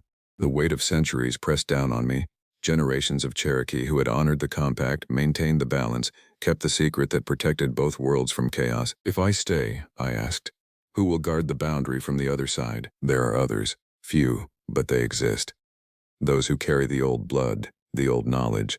They will be drawn to take up the watch. My great-grandmother's stories whispered in my memory. Other families, other bloodlines, scattered across the country but connected by purpose and ancestry. The network she'd hinted at but never fully explained. The radio crackled again. Ranger Kane, respond. We're organizing a full search and rescue operation. I keyed the mic, feeling the weight of the decision settle on my shoulders like a mantle passed down through generations. This is Ranger Kane, I said. The missing hikers are safe, but the situation is complicated. I need more time. Negative, Kane. Return to base immediately. I looked at Sarah, David, Tom, and Jennifer. Four ordinary people who had stumbled into extraordinary circumstances and now faced a choice that would define not just their futures but the fate of two worlds. Time is the one thing we don't have, I said, and turned off the radio. The decision was made. Now came the hard part, living with it. In the shadow realm, dawn was a different thing entirely. Not the gradual brightening of sky that marked morning in our world, but a subtle shift in the aurora's dance, a change in the quality of the light that filtered through the impossible geometry of the twisted trees. Time moved differently here, measured not in hours but in moments of significance, decisions that rippled across dimensions. The Kepler Kodla who had guided me. I had begun to think of him as the speaker, for he seemed to be the one designated to communicate with humans. Gestured toward a section of forest I hadn't noticed before. Through the trees I could see structures that defied easy description. Buildings that seemed to grow from the living rock, their walls formed from crystalline deposits that pulsed with the same ethereal light as the aurora above. Come, the speaker projected. There is much you must understand before the boundary closes. We walked, the four transformed hikers, myself and our massive guide, toward what I could only think of as a city, though it bore no resemblance to any human settlement. The buildings rose in organic spirals, connected by bridges that looked like fossilized lightning, their surfaces covered in symbols that hurt my eyes to look at directly but somehow conveyed meaning on a level deeper than language. This is the archive, the speaker explained as we approached the largest structure. The repository of knowledge gathered across the centuries by those who walk between worlds. Inside, the building was even more disorienting. Shelves that extended infinitely upward and downward held not books but crystalline matrices that glowed with stored information. The air itself seemed thick with accumulated wisdom, making each breath feel like an education. Other beings moved through the archive. Not all of them Keklakudla. I saw entities that were clearly not human but possessed an intelligence that transcended mere animal awareness. Creatures of living shadow that flowed like liquid darkness. Beings of pure light that left afterimages when they moved. And things so alien that my mind simply refused to process them into coherent forms. The compact between your people and mine, the speaker continued, was never just about these mountains. It was about maintaining the barriers that keep the dimensions from merging chaotically. Your world and ours exist in parallel, but there are others, many others. Without guardians to maintain the boundaries, they would collapse into each other, creating chaos beyond imagination. Sarah Mitchell approached one of the crystalline matrices, her transformed senses allowing her to interface with it directly. As she touched the surface, images flowed through the crystal. Visions of other times, other places where the boundaries had failed. "My God," she whispered. "The Bermuda Triangle, the disappearances in national parks, the places where people vanish without a trace." She turned to face us, her eyes wide with understanding. "They're not random, they're breach points where the boundaries are thin. Your species is approaching a critical juncture," the speaker confirmed. "Your technology grows powerful enough to tear holes between dimensions, but your wisdom has not grown to match. The electromagnetic fields generated by your machines weaken the barriers. Soon, maintaining the boundaries will require active intervention rather than passive guardianship." David Walsh was examining another section of the archive, his transformed perception allowing him to read symbols that would have been meaningless to normal human consciousness. "There are others like us," he said, "people who've crossed over and chosen to stay. They're not just missing persons, they're recruits in a war most people don't know is being fought." The weight of responsibility settled on my shoulders like a physical thing. My great-grandmother's stories had hinted at this, the suggestion that our family's role as guardians was part of something much larger than protecting local mountain folklore. "What about those who choose to return?" I asked. "The hikers who disappear and come back with stories no one believes? They serve a purpose as well," the speaker projected. "Their accounts, though dismissed as fantasy or delusion, plant seeds in human consciousness. They prepare your species, slowly and gradually, for the revelation that your world is not the only reality." Tom Walsh looked up from a display that showed shifting patterns of light and energy. "This is beautiful and terrifying at the same time," he said. "But I have a wife, children. How can I abandon my responsibilities to them for this?" "The question," the speaker replied, "is whether your responsibilities to them are better served by returning to ignorance or by helping to ensure their world continues to exist." It was a harsh truth, but one that resonated with the enhanced awareness we all shared in this place. The boundaries between dimensions weren't just philosophical concepts. They were the foundation upon which reality itself rested. I thought of my own life back in the normal world. My job as a forest ranger, my small apartment, the routine of daily existence that had felt so important just hours ago. Against the backdrop of interdimensional warfare and the preservation of reality itself, it all seemed insufficient. "What would staying here actually mean?" Jennifer asked. "What would we become?" The speaker gestured toward a section of the archive where other transformed humans worked alongside the alien entities. "You would become bridges," he explained, "translators between species and dimensions. Your human perspective is valuable precisely because it is human. You understand both worlds in ways neither pure humans nor pure Keklakudla can." I watched one of the transformed humans, a woman who might have been in her 40s when she crossed over, though time moved differently here, communicating with a being of living light through a combination of gesture, telepathy, and what looked like controlled electromagnetic fields. She noticed my observation and approached. "I was a physicist," she said, her voice carrying the same enhanced harmonics as the missing hikers. "I disappeared from a research facility in Nevada 15 years ago. My colleagues thought I was dead. In a way, I suppose I was. The woman who lived in that limited reality died when she learned how vast the true universe actually is." "Do you ever regret the choice?" I asked. She smiled, and for a moment her transformed features showed a glimpse of the human she had been. "I regret that I can't share this knowledge with everyone, that most humans will live and die never knowing how magnificent existence really is. But regret the choice itself? Never." My radio crackled to life again, the signal somehow penetrating the dimensional barrier. "Ranger Kane, this is search and rescue. We're at your last known position. Where are you?" The voice of my supervisor carried an edge of panic. In the normal world, I'd been missing for nearly 12 hours, long enough for a full-scale operation to be launched, long enough for my absence to be noticed by family and friends. The four hikers looked at me with expressions that mixed understanding with sorrow. They knew, as I did, that every moment we delayed made our eventual return to the normal world more difficult to explain. "The boundary closes at the next turning," the speaker projected. "The decision must be made." I looked around the archive, at the accumulated wisdom of millennia, at beings who had transcended the limitations of single-world existence. Then I thought of the world I'd left behind, flawed, limited, but populated by billions of people who deserved a chance to continue existing even in ignorance. "If I go back," I asked, "how will I maintain the boundary from the other side?" "The same way your ancestors did, through vigilance, through the preservation of sacred sites, through the cultivation of those bloodlines that carry the ancient knowledge. The work is harder now, Your people's machines disrupt the natural barriers, but it is not impossible. The transformed physicist approached me, her enhanced senses reading the conflict in my aura. The choice isn't permanent, she said. The boundaries open regularly for those who know how to find them. You can return to fulfill your guardian duties here when needed. I understood then that the choice wasn't between worlds, it was between roles. Stay here and become a bridge between dimensions, or return to serve as a guardian on Earth, protecting the boundary from the other side. Both were necessary. Both were forms of service. I keyed my radio. This is Ranger Kane. I have located the missing hikers. We're going to need some time to extract them safely. The terrain is challenging. Roger that, Kane.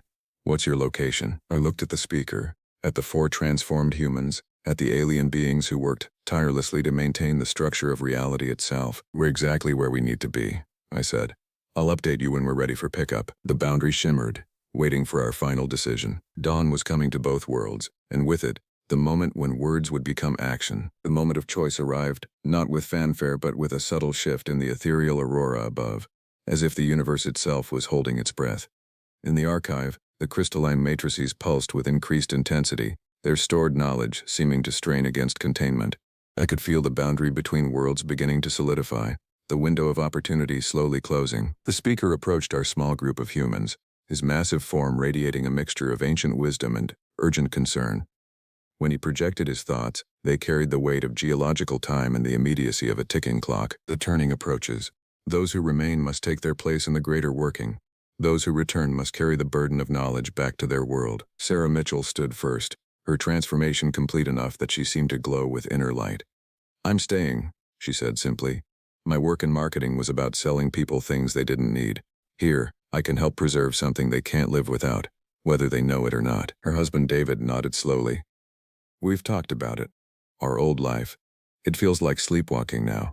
How do you go back to worrying about mortgage payments when you've seen the machinery that keeps reality functioning? Tom Walsh struggled more visibly with the choice. My kids, he said. How do I explain to a 10-year-old and a 7-year-old that Daddy isn't coming home because he's fighting interdimensional entities to keep their world from collapsing? Children adapt more easily than adults to new realities, the speaker projected.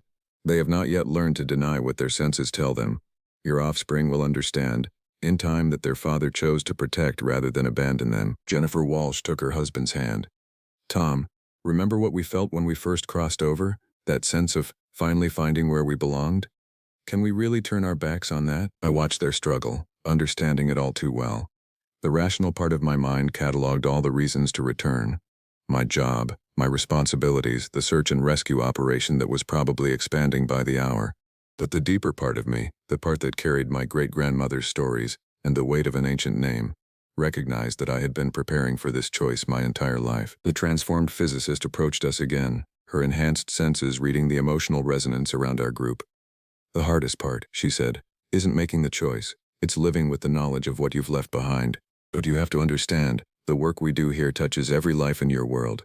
Every person who goes to sleep safely at night owes their peace to guardians they'll never know existed. My radio crackled one final time. Kane, we need your status. The media's starting to pick up on 4 missing hikers plus a forest ranger. This is becoming a situation. I looked at the device in my hand, a piece of technology that could somehow breach dimensional barriers, but couldn't begin to convey the reality of what I'd discovered. The normal world was calling, demanding explanations that couldn't be given, solutions that wouldn't be understood. Sarah, David, I said, turning to the first couple.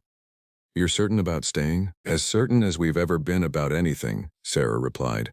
We can do more good here than we ever could in Atlanta. Tom and Jennifer exchanged a long look, communicating in the way that only couples who've shared decades together can manage. Finally, Tom spoke. We're staying too. Our kids. They'll be safer with us working to protect the boundaries than they would be with us back home pretending none of this exists. I nodded, understanding their choice even as it complicated mine. As the only law enforcement officer in the group, I would be the one expected to provide explanations, to file reports, to account for what had happened to 4 civilians under my watch. And your choice, guardian of the hunt? The speaker inquired. I touched the medicine pouch at my belt, feeling the sacred items my great-grandmother had given me. In this place where intention shaped reality, they pulsed with power that had been waiting decades to be fully awakened. I need to return, I said, the words feeling like they were being torn from my soul. Someone has to maintain the boundary from the other side. Someone has to prepare the way for others who carry the old blood. Help them find their way to places like this when they're needed. The speaker's emotional resonance shifted to what I could only interpret as approval mixed with sorrow. The hardest path, but perhaps the most necessary. Your world will have great need of guardians in the time to come. What do I tell them? I asked. About the missing hikers? Tell them the truth, he replied. As much truth as they can accept. Missing persons who were found safe but chose not to return to their old lives. It happens more often than your authorities admit. The transformed physicist handed me something. A small crystal that seemed to contain its own aurora, swirling with colors that shifted based on the angle of view. A communication device, she explained. It will allow limited contact between dimensions. Use it wisely. Sarah approached and embraced me, her transformed nature allowing her to project her thoughts directly. You're not abandoning us. You're making sure others can find their way here when the time comes. I felt the boundary beginning to solidify, the window between worlds preparing to close. The 4 hikers moved toward the deeper parts of the archive, where other transformed humans were learning to interface with technologies that transcended anything our world had developed. Go now, the speaker projected. The path will remain open for you alone until the next turning. When your world has greater need, you will be called to return. I walked back through the twisted forest, past the crystalline city, toward the shimmering gap between dimensions.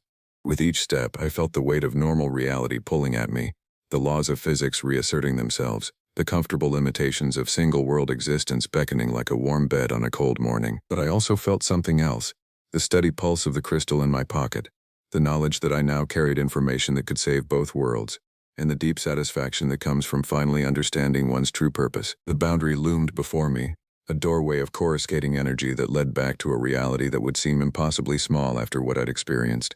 I stepped through, feeling the universe reorganize itself around me, and found myself back in the stone circle under the blood moon. My radio immediately came alive with voices. Kane! Kane, respond! We have your location, we're coming to you. I looked around the hollow, empty now except for the ancient stones and the oak tree whose branches no longer held torn clothing. In this reality, the hikers had simply vanished, leaving no trace except the footprints that led to nowhere. But in my pocket, the crystal pulsed with alien warmth. And in my memory, 4 brave souls were beginning new lives as bridges between worlds. I keyed the radio. This is Ranger Kane. I'm at the stone circle in Devil's Hollow. The missing hikers. I paused, choosing my words carefully. They're safe, but they won't be coming back. What do you mean they won't be coming back? I looked up at the blood moon, now fading as dawn approached the normal world. In a few hours, I would file the most unusual report of my career. In the weeks to come, I would face questions I couldn't fully answer, and investigations I couldn't completely satisfy. But I would also begin the real work, identifying others who carried the old blood, preparing them for the choice they would eventually face, and maintaining the ancient compact that kept 2 worlds from destroying each other. I mean, I said into the radio, that sometimes people find something worth more than the life they left behind. As the backup team's voices grew closer through the forest, I touched the crystal in my pocket and felt the distant presence of the 4 guardians who had made their choice. The boundary was secure, the compact endured, and somewhere in the files of missing persons cases across the country, other potential guardians waited to be awakened to their true purpose. My name is Michael Kane, but the Cherokee side of my family calls me Kanati, guardian of the hunt, and I finally understand what I'm hunting for. The radio crackled with static as dispatch called in another missing hiker report. 3rd one this month. I sighed and reached for the device clipped to my shoulder, my forest green uniform already damp with morning dew from my patrol. Ranger Station 7, copy. Send coordinates and details. I responded, my voice steady despite the knot forming in my stomach. 6 years as a park ranger at Blackwater National Forest had taught me that missing hikers were never routine, especially this deep in the northern wilderness where cell reception disappeared and GPS signals faltered under the dense canopy of ancient pines. The morning fog clung to the forest floor as I made my way back to my cabin. This wasn't the glamorous park ranger job tourists imagined, no cuddly wildlife encounters or cheerful nature walks. This was the gritty reality of wilderness management, search and rescue operations, wildlife conflicts, and the constant, lurking danger of the elements turning against you. My cabin stood as a solitary outpost in this section of the park, a 40-square-mile territory that I knew better than anyone. The wooden structure was simple but functional, with a small radio tower that served as my lifeline to civilization.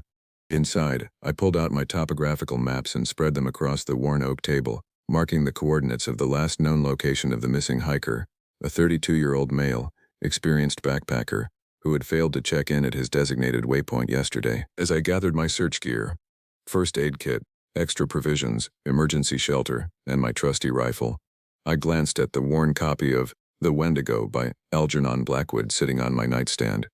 A colleague had given it to me as a joke during my first winter here. Reading horror in the wilderness builds character, he'd said with a wink.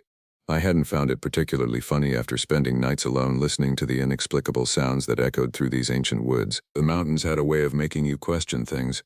Rational thought became slippery when you spent enough time in true wilderness.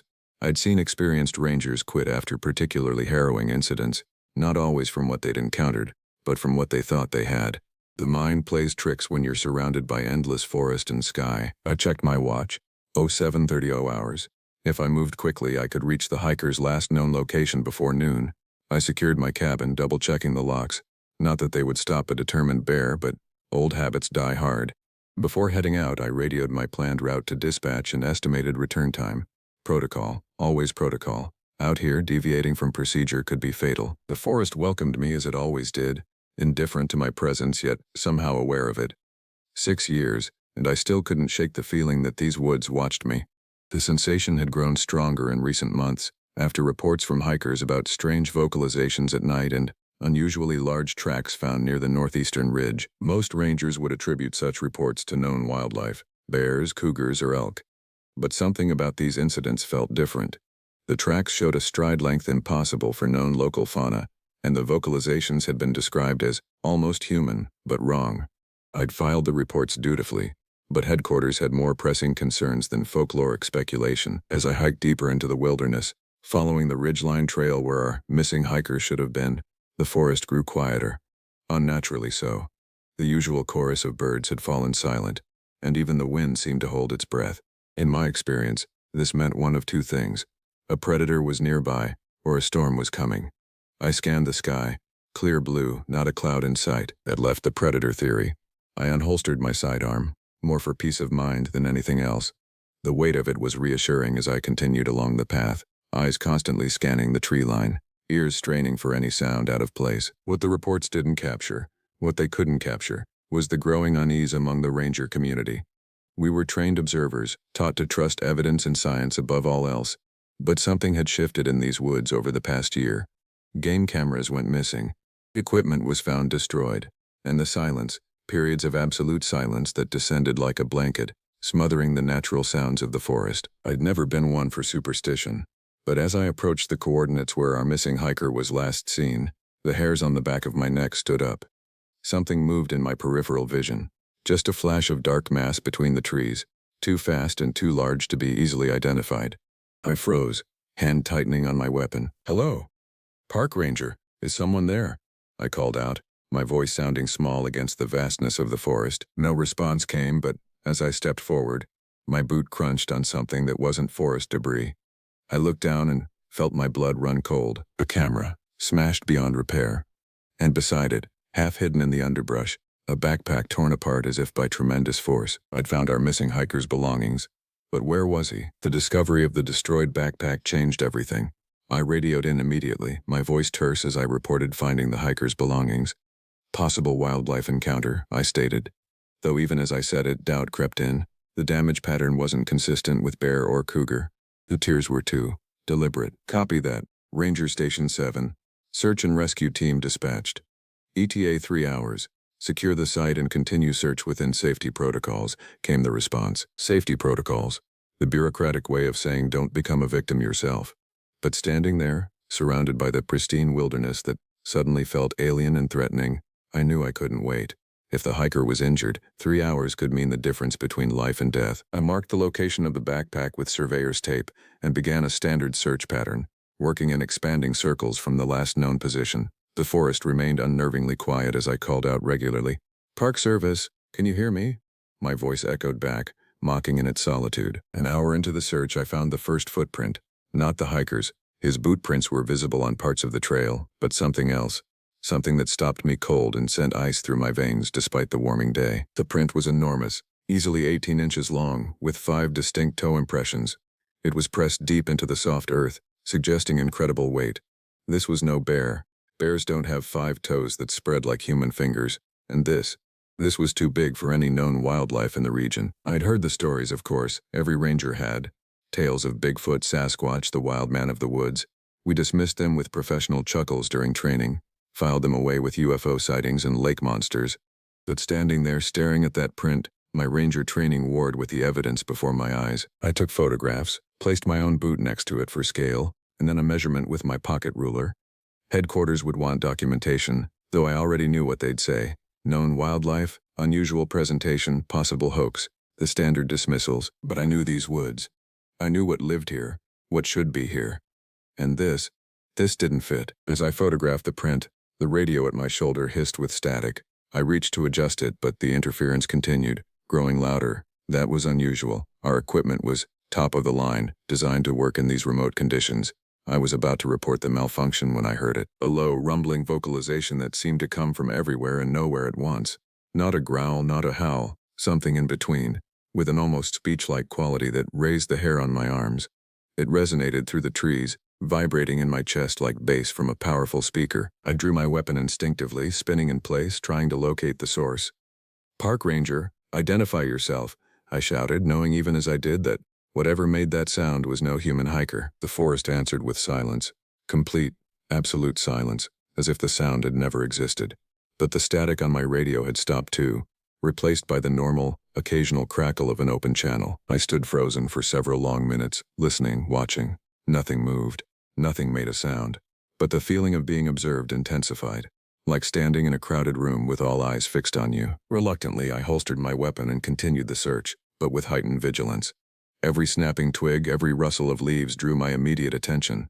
The rational part of my mind, the trained ranger, kept working the search pattern, calling out for the missing hiker. But another part, something more primal, was screaming that I was not the hunter here. I was being hunted. I found the second set of prints 20 minutes later, this time with clear direction.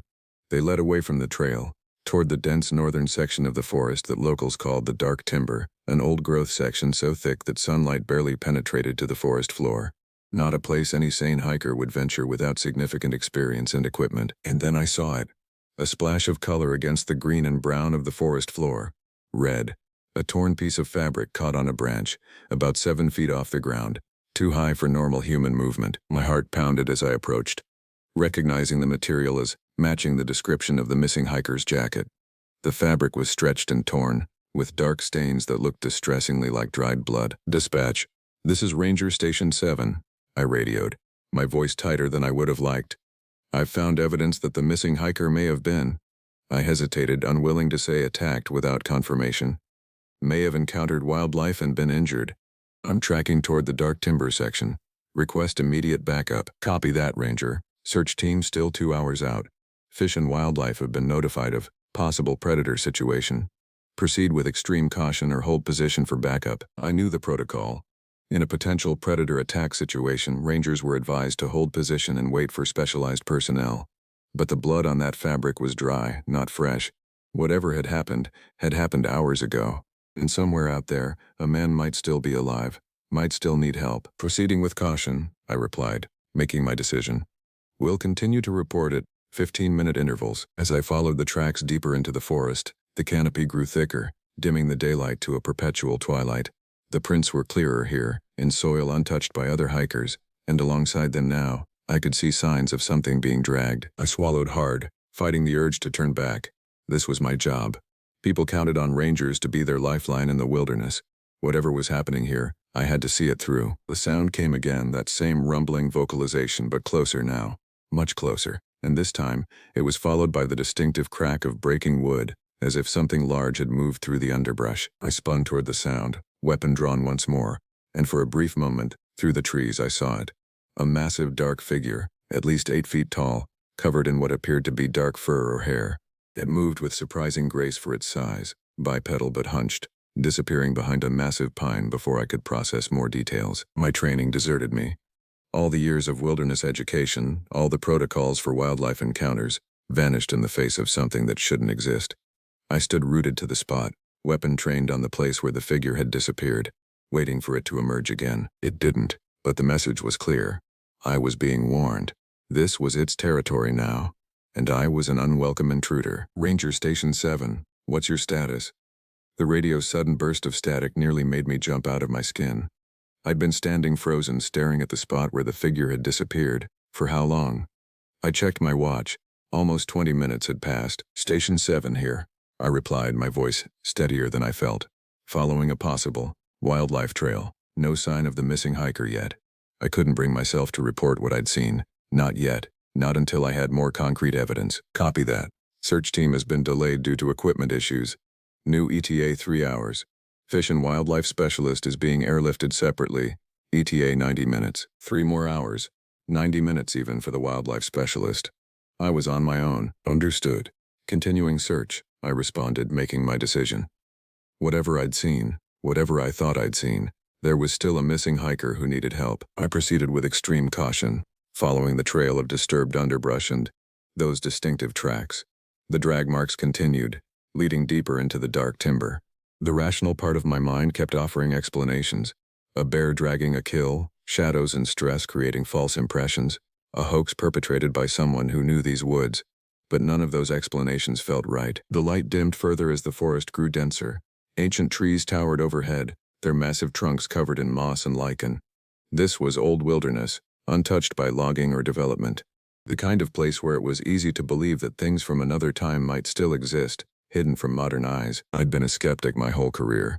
Even when other rangers shared stories around campfires about strange encounters in remote areas, I'd smiled politely and attributed their experiences to known phenomena. But now, following these tracks, I understood their conviction in a way I never had before. The trail led to a small clearing where a stream cut through the forest. And there, in the soft mud of the bank, I found clear evidence that something had crossed recently. The same massive footprints, but now with a purpose, heading directly toward a rocky outcropping on the far side of the clearing. I hesitated at the edge of the trees, exposed in the clearing and acutely aware of being watched. Training took over. I scanned the tree line methodically, looking for movement, for shadows that didn't belong. Nothing obvious, but the feeling of observation remained. I keyed my radio. Dispatch, I've tracked to a clearing about 2 miles northeast of the initial site.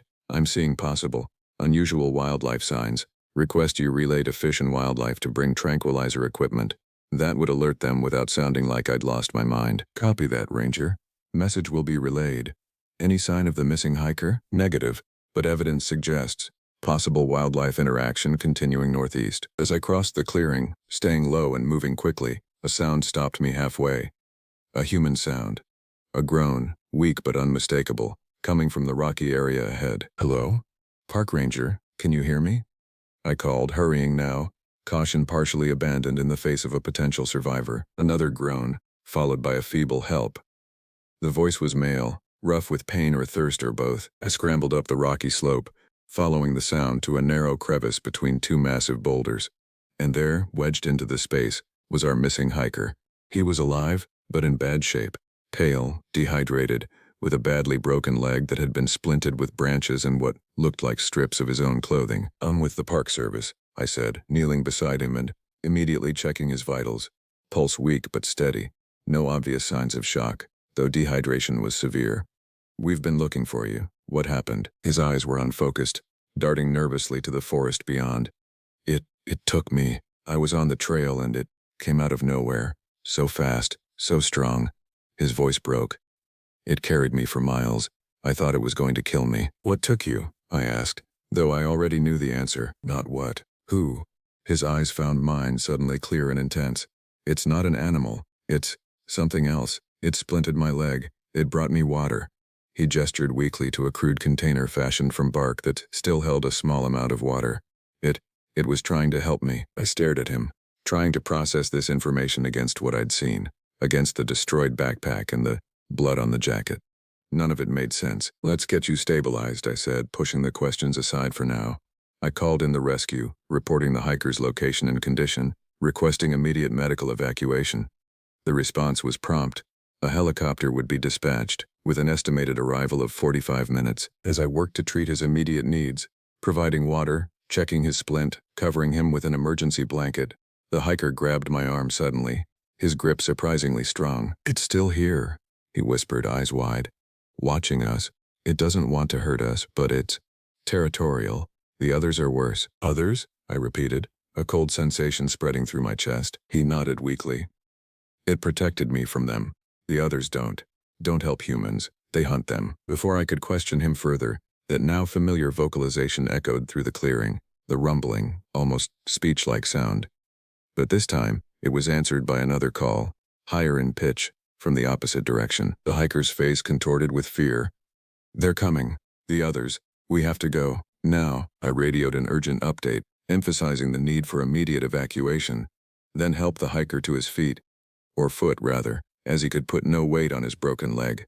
Supporting him with his arm around my shoulders, we began making our way down the rocky slope toward more open ground where the helicopter might land. We'd made it perhaps 50 yards when a crash from the forest edge froze us in place. Something large was moving through the trees, breaking branches in its path, not with the careful stealth I'd observed earlier, but with aggressive purpose. "It's trying to draw them away from us," the hiker gasped. "We need to move, fast." I didn't question him. Supporting as much of his weight as I could, we hobbled toward the clearing's center, the sounds of massive bodies moving through the forest, now coming from multiple directions. Branches snapped, undergrowth crushed, and those vocalizations, growing louder, more urgent, almost like arguments. The radio crackled. "Ranger Station 7, helicopter is 10 minutes out. Fish and wildlife specialist has been rerouted to your location. Clarify nature of wildlife threat for approaching personnel." I stared at the tree line, where shapes, massive, dark shapes, were now visible moving between the ancient trunks. Not one, but 3 distinct figures. Too large for bears, too bipedal for any known species. "Dispatch," I replied, my voice steady despite everything. "Approaching personnel should be advised. We have multiple large, unidentified bipedal subjects, potentially hostile. Advise extreme caution on approach." There was a long pause before the response came. "Copy that, Ranger. Please clarify bipedal subjects." The largest of the figures emerged partially from the tree line then. The same one I'd glimpsed earlier, I was certain. 8 feet tall at minimum, broad-shouldered, covered in dark brown hair or fur. It stood upright, watching us from the forest edge, massive hands hanging at its sides. Behind it, 2 others moved restlessly, larger than the first, with shaggier coats that appeared almost black in the dim light. The hiker tensed against me. "It's trying to protect us from the others," he whispered. "They're not like it. They're older, angrier." As if in confirmation, the brown-furred figure turned toward its companions, emitting a series of sounds that couldn't be mistaken for anything but communication. The larger creatures responded with aggressive displays, beating their chests, rocking forward on massive legs. "Dispatch," I said into the radio, my eyes never leaving the incredible scene before me. "Advise helicopter to approach with spotlights active. We have a protective situation developing, and send every available ranger. They're going to want to see this." In the distance, the faint thrum of helicopter blades began to echo through the mountains. Help was coming. But as the 3 massive creatures continued their standoff at the forest edge, I realized that everything I thought I knew about these woods, about what existed in the hidden corners of the wilderness, was about to change. The hiker sagged against me, exhaustion overtaking fear.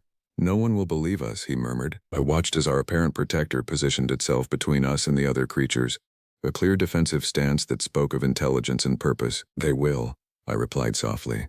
"They'll have to." The helicopter's distant thrum grew louder, and the effect on the creatures was immediate. The 2 larger, darker figures retreated several steps into the forest, their massive forms partially obscured by the ancient trees, but our protector, the brown-furred one, held its ground, occasionally glancing skyward with evident concern. "It understands what's coming," the hiker whispered, his weight growing heavier against me as his strength faded. "It knows about helicopters, about humans with guns." That observation sent a chill through me. If these creatures had been observing us, learning about us, for how long had this been happening? How many unexplained incidents in these woods might have involved them? I lowered the hiker to a seated position on a fallen log, keeping myself between him and the forest edge. My hand rested on my sidearm, though the rational part of my brain acknowledged how ineffective it would likely be against creatures of that size and strength. "Dispatch. What's the ETA on that helicopter?" I asked urgently. 5 minutes out, Ranger. Fish and wildlife specialist is on board. They're requesting clarification on what they're flying into." I took a deep breath. "Tell them we have 3 large, unidentified bipedal mammals, 8 to 9 feet tall, approximately 500–700 pounds, displaying territorial behavior but currently non-aggressive. One appears to be protecting us from the others." The long pause that followed told me exactly how my report was being received. "Copy that," came the eventual reply. Professional but with an undercurrent of disbelief. "Advise you maintain position and avoid engagement." The brown-furred creature suddenly tensed, its massive head turning sharply toward the darker pair. They had begun moving laterally through the tree line, separating and apparently attempting to flank our position. Their strategy was unnervingly deliberate, not the random movement of animals, but the coordinated action of intelligent hunters. "They're trying to surround us," I said, helping the hiker to his feet again. "We need to move toward the center of the clearing." As we stumbled forward, the brown-furred creature made its decision. With startling speed for something so large, it loped into the clearing, covering the ground between us in seconds. I drew my weapon instinctively, but the creature stopped short, about 15 feet away, and made a series of gestures, pointing at the forest edge where the darker pair lurked, then at the open ground behind us. "It's telling us where to go," the hiker said, his voice filled with wonder despite his condition. "It wants us in the open, away from the trees." The logic was sound. In the center of the clearing, the others couldn't approach unseen, and the helicopter would have clear access for landing. But trusting this creature, following its direction, everything in my training screamed against it. Yet the evidence was before my eyes. It had helped the hiker. It was positioning itself between us and the others, and now it was attempting to communicate. I nodded slowly, deliberately, and began guiding the hiker toward the center of the clearing. The brown-furred creature paralleled our movement, keeping itself between us and the tree line, watching the forest edge intently. We had covered perhaps half the distance when one of the darker creatures made its move. It burst from the tree line with shocking speed, covering 30 feet in what seemed like a single bound, not toward us, but toward our protector, a direct challenge. What followed was unlike anything I'd ever witnessed.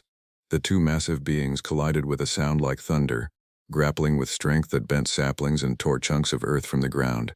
The brown-furred creature was smaller but quicker, dodging the worst of the larger one's blows while delivering precisely targeted strikes of its own. "Keep moving," I urged the hiker, dragging him forward as the titanic struggle continued. The helicopter sound was much closer now. They must have seen the commotion and accelerated their approach. The second dark creature emerged from the opposite tree line, heading directly for us rather than joining the fight. It moved with purpose, powerful limbs eating up the ground between us with frightening speed. I raised my weapon and fired a warning shot into the air. The creature hesitated, just for a moment, before continuing its charge with renewed determination. "Ranger Station 7, we hear gunfire. What's your situation?" The radio was frantic now. "We are under direct threat. Repeat, direct threat. Approaching creature. Extremely large, extremely aggressive," I shouted into the radio. The hiker stumbled and fell, crying out in pain as his broken leg hit the ground. I positioned myself in front of him, weapon raised, knowing it would make little difference but unwilling to abandon him. The dark creature was less than 20 yards away when the helicopter crested the ridge, its spotlight cutting through the clearing and illuminating the incredible scene below. Two enormous, unknown primates locked in combat, a third charging toward a park ranger and injured hiker. The helicopter pilot reacted immediately, dropping altitude and steering directly toward the charging creature, rotors creating a deafening wash of sound and wind. The creature faltered, covering its eyes against the spotlight, then retreated several bounds before turning to roar defiance at the mechanical intruder. In the confusion, our brown-furred protector gained the advantage in its fight, landing a powerful blow that sent its opponent staggering backward. The two dark creatures regrouped at the forest edge, vocalizing to each other in what sounded disturbingly like consultation. The helicopter hovered overhead, its spotlight now trained on the pair at the tree line. From within, I could see someone filming. The fish and wildlife specialist, documenting what must be the zoological discovery of the century. Our protector backed toward us slowly, never taking its eyes off the retreating pair. When it reached our position, it turned partially, acknowledging us with a glance that conveyed more intelligence than I was prepared to accept, before focusing again on the threat. The helicopter began its descent into the clearing, and the dark creatures made their decision. With final roars of frustration or warning, they disappeared into the dense forest, visible for moments longer as large shadows moving with surprising grace between the ancient trees. As the helicopter touched down, medical personnel spilling out with a stretcher, our protector began backing away toward the forest edge opposite where the others had vanished. "Wait," the hiker called out, his voice barely audible over the helicopter's engine. "Thank you." The creature paused, massive chest heaving from exertion, dark eyes reflecting the helicopter's lights. It raised one hand in what could only be described as a gesture of acknowledgement, before turning and loping into the forest with remarkable speed, disappearing as completely as if it had never existed. The fish and wildlife specialist reached us first, camera still recording, face a mask of professional shock. "What the hell were those?" she shouted over the noise. I helped transfer the hiker to the waiting stretcher before responding. "Something that's been here all along," I said, something we've been ignoring for decades. As they loaded the hiker into the helicopter, the specialist reviewed her footage, her expression cycling through disbelief, excitement, and concern. "This changes everything," she said, almost to herself. "If these creatures are real, if they're a previously undocumented species, then they need protection," I finished firmly. "Not exploitation, not hunting, protection." She looked at me sharply. "The scientific community will want specimens, studies." "They protected one of us," I replied, watching the forest where our unlikely guardian had disappeared. "We owe them the same consideration." The debriefing lasted 5 days. 5 days of endless questions, footage reviews, plaster casts of footprints, and hair samples collected from the site. 5 days of explaining again and again what I had seen, what I had experienced. 5 days of watching skepticism battle with the undeniable evidence we had brought back. The media caught wind of the story almost immediately. "Bigfoot saves hiker," screamed the tabloid headlines. More reputable sources were cautious but intrigued. "Unidentified primate species documented in national forest." The scientific community was simultaneously dismissive and desperate for access. Through it all, I maintained the same position. These creatures, whatever they were, had demonstrated intelligence, communication, and most importantly, the capacity for compassion. One had helped an injured human. It had protected us. That demanded a response beyond scientific curiosity or sensation. The hiker recovered in the hospital, his story matching mine in every detail. His broken leg had indeed been splinted with careful precision, the work of hands capable of both tremendous strength and surprising delicacy. He described being carried for miles, being provided with water, being hidden when other, larger creatures approached. His account transformed the narrative from a simple cryptid sighting to something far more complex and profound. On the 6th day, I was finally allowed to return to my cabin. The forest had been temporarily closed to the public, officially for wildlife management operations, unofficially to keep the curious and the opportunistic from flooding in with cameras and guns. My supervisor met me at the ranger station, his face lined with new stress. "How are you holding up?" he asked as we drove the familiar road to my cabin. "Still processing," I admitted. "Every time I close my eyes, I see them, especially the one that helped us. The intelligence in its eyes." He nodded slowly. "The higher-ups are in crisis mode. Fish and Wildlife is pushing for protected status already, despite not even having an official classification. The scientific community is demanding access. And we've got every Bigfoot hunter and cryptid enthusiast in the country trying to get permits." "And what do you think should happen?" I asked. He sighed heavily. "I've been a ranger for 27 years. I've seen things that defied explanation before, but nothing like this. Nothing this significant." He paused, choosing his words carefully. "If these creatures have been here all along, living alongside us without our knowledge, maybe there's a reason for that.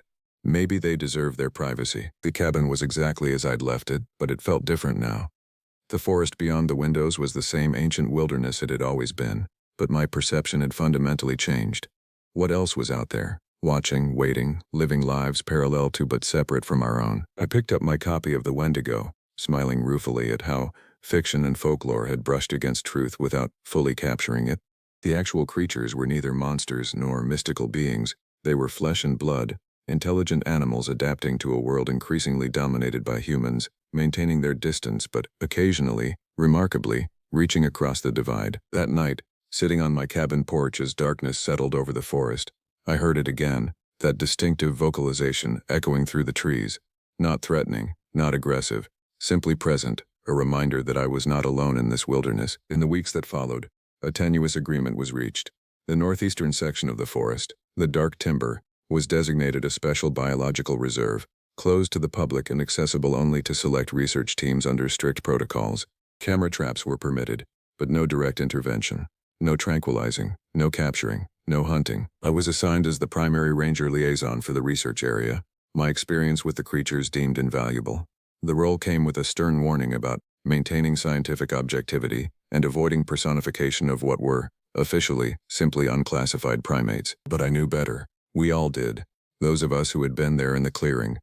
These weren't just animals, they were something more, a missing link perhaps, or a branch of evolution that had developed alongside our own, hidden in the deepest parts of the wilderness. 3 months after the incident, one of the camera traps captured our clearest image yet, the brown-furred creature, our protector, standing at the forest edge in the dim light of dawn.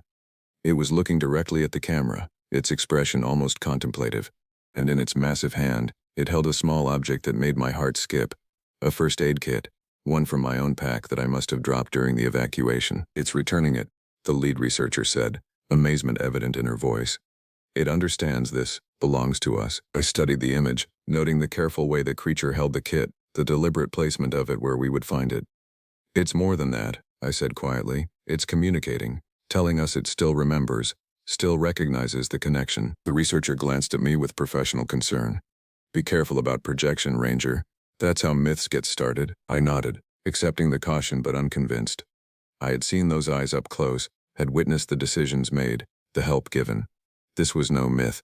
This was something far more extraordinary, a reminder that the natural world still held secrets, that humanity's understanding was still incomplete, and that sometimes the line between folklore and reality was thinner than we cared to admit. That night, I left my own offering at the forest edge, a bag of first aid supplies, water purification tablets, basic survival tools, a gesture of respect, of acknowledgement, a recognition that we shared these woods, this wilderness, this world. In the morning, the bag was gone. In its place was a carefully arranged pile of huckleberries, the sweetest fruit these mountains produced. I smiled as I collected them. This simple gift from a being science was still struggling to classify. The world would debate, study, and theorize about what we had discovered here, but I knew the most important truth already. In the deepest part of the wilderness, we were not alone. And the others watching from the shadows were not so different from us after all. As I returned to my cabin, radio crackling with the day's assignments and challenges, I glanced back at the forest edge. For just a moment I thought I saw movement, a large shadow slipping between ancient trees, heading back to the hidden places that had kept its kind safe for generations. Thank you, I whispered, though I knew it was too far to hear. But the forest carried sounds in strange ways, and somewhere in the deep woods, I liked to think a being that science had yet to name, understood that the feeling was mutual. My name is Iana Crowfeather, and I became a park ranger at Glacier National Park for the wrong reasons. Most people take this job because they love nature, want to protect wildlife, or seek adventure in America's pristine wilderness. I took it because I was running from something far worse than any bear or mountain lion these forests could offer. The position opened up suddenly in late September, right when the tourist season was winding down and the park was preparing for its long winter slumber. The previous ranger at the North Fork station had quit without notice, leaving behind only a hastily scrawled resignation letter and a cabin that smelled like fear sweat and sleepless nights. My supervisor, Chief Ranger Morrison, seemed desperate enough to overlook my limited experience and the obvious questions about why someone with a master's degree in environmental science would want to spend the winter alone in one of the most isolated ranger stations in the system. The truth was simple. I needed to disappear. After what happened in Denver, after the trial and the media circus that followed, I needed a place where my name wouldn't ring any bells, and where the only witnesses to my existence would be the mountains and the creatures that called them home. The North Fork station was perfect, 40 miles from the nearest town, accessible only by a winding dirt road that became impassable for 4 months of the year, and surrounded by wilderness so vast that a person could walk for days without seeing another human soul. The cabin itself was a sturdy log structure built in the 1960s, perched on a small rise overlooking Kintla Lake.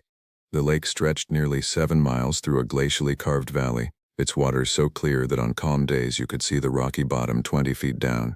Dense forests of lodgepole pine, Douglas fir, and western larch climbed the steep mountainsides that rose nearly 3,000 feet above the water on both sides.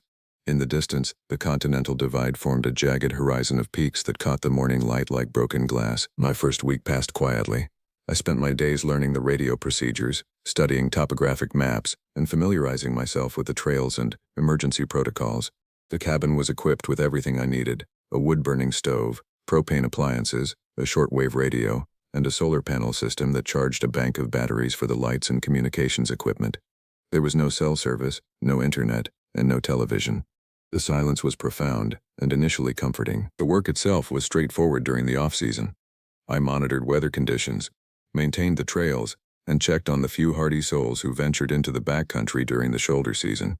Most of my communications with the outside world came through the twice-daily radio checks with park headquarters in West Glacier. The conversations were brief and professional. Weather reports, trail conditions, wildlife sightings, and the occasional coordination with search and rescue teams from other districts. It was during my second week that I first heard the voices. I was splitting firewood behind the cabin when I heard someone calling my name from the direction of the lake. The voice was clear and distinct, cutting through the crisp October air with an urgency that made me drop the axe and turn toward the sound. But when I looked down the slope toward the water, I saw nothing except the gentle lapping of waves against the rocky shore. "Hello?"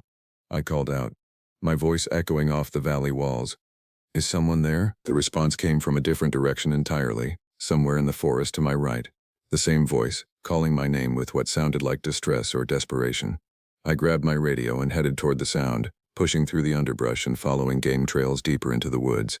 But after 20 minutes of searching, I found nothing. No tracks, no signs of human passage, no indication that anyone had been in the area at all. I chalked it up to the acoustics of the valley, the way sound could bounce off the water and the surrounding mountains in confusing ways. Mountain valleys were notorious for creating audio illusions, and I was still adjusting to the isolation. The mind could play tricks on someone not accustomed to spending days without human contact. But it happened again the next day, and the day after that. Always when I was alone and occupied with some task, always from a different direction, always with that same urgent quality that made my pulse quicken and my hands reach instinctively for the radio or the bear spray on my belt. The voice was always the same, always calling my name, but I could never quite place it. It wasn't Morrison's gravelly baritone or any of the other rangers I'd met during my brief orientation. It was younger, more desperate, and somehow familiar in a way that made my skin crawl. By the end of my third week, I'd convinced myself that I was losing my mind. The isolation was getting to me faster than I'd expected, and the stress of the past year was finally catching up. I'd seen it happen to other people who'd tried to escape their problems by running to remote places. The silence and solitude that seemed so appealing at first could quickly become oppressive, and the human mind had a way of filling the void with phantoms and false sensations. I decided to be more systematic about it. I started keeping a log of every incident, noting the time, weather conditions, and exact location where I heard the voice. I also began carrying a small digital recorder, hoping to capture evidence of either the mysterious caller or proof that I was imagining things. The recording device remained stubbornly silent, but the incidents continued with increasing frequency. The voice began to change too.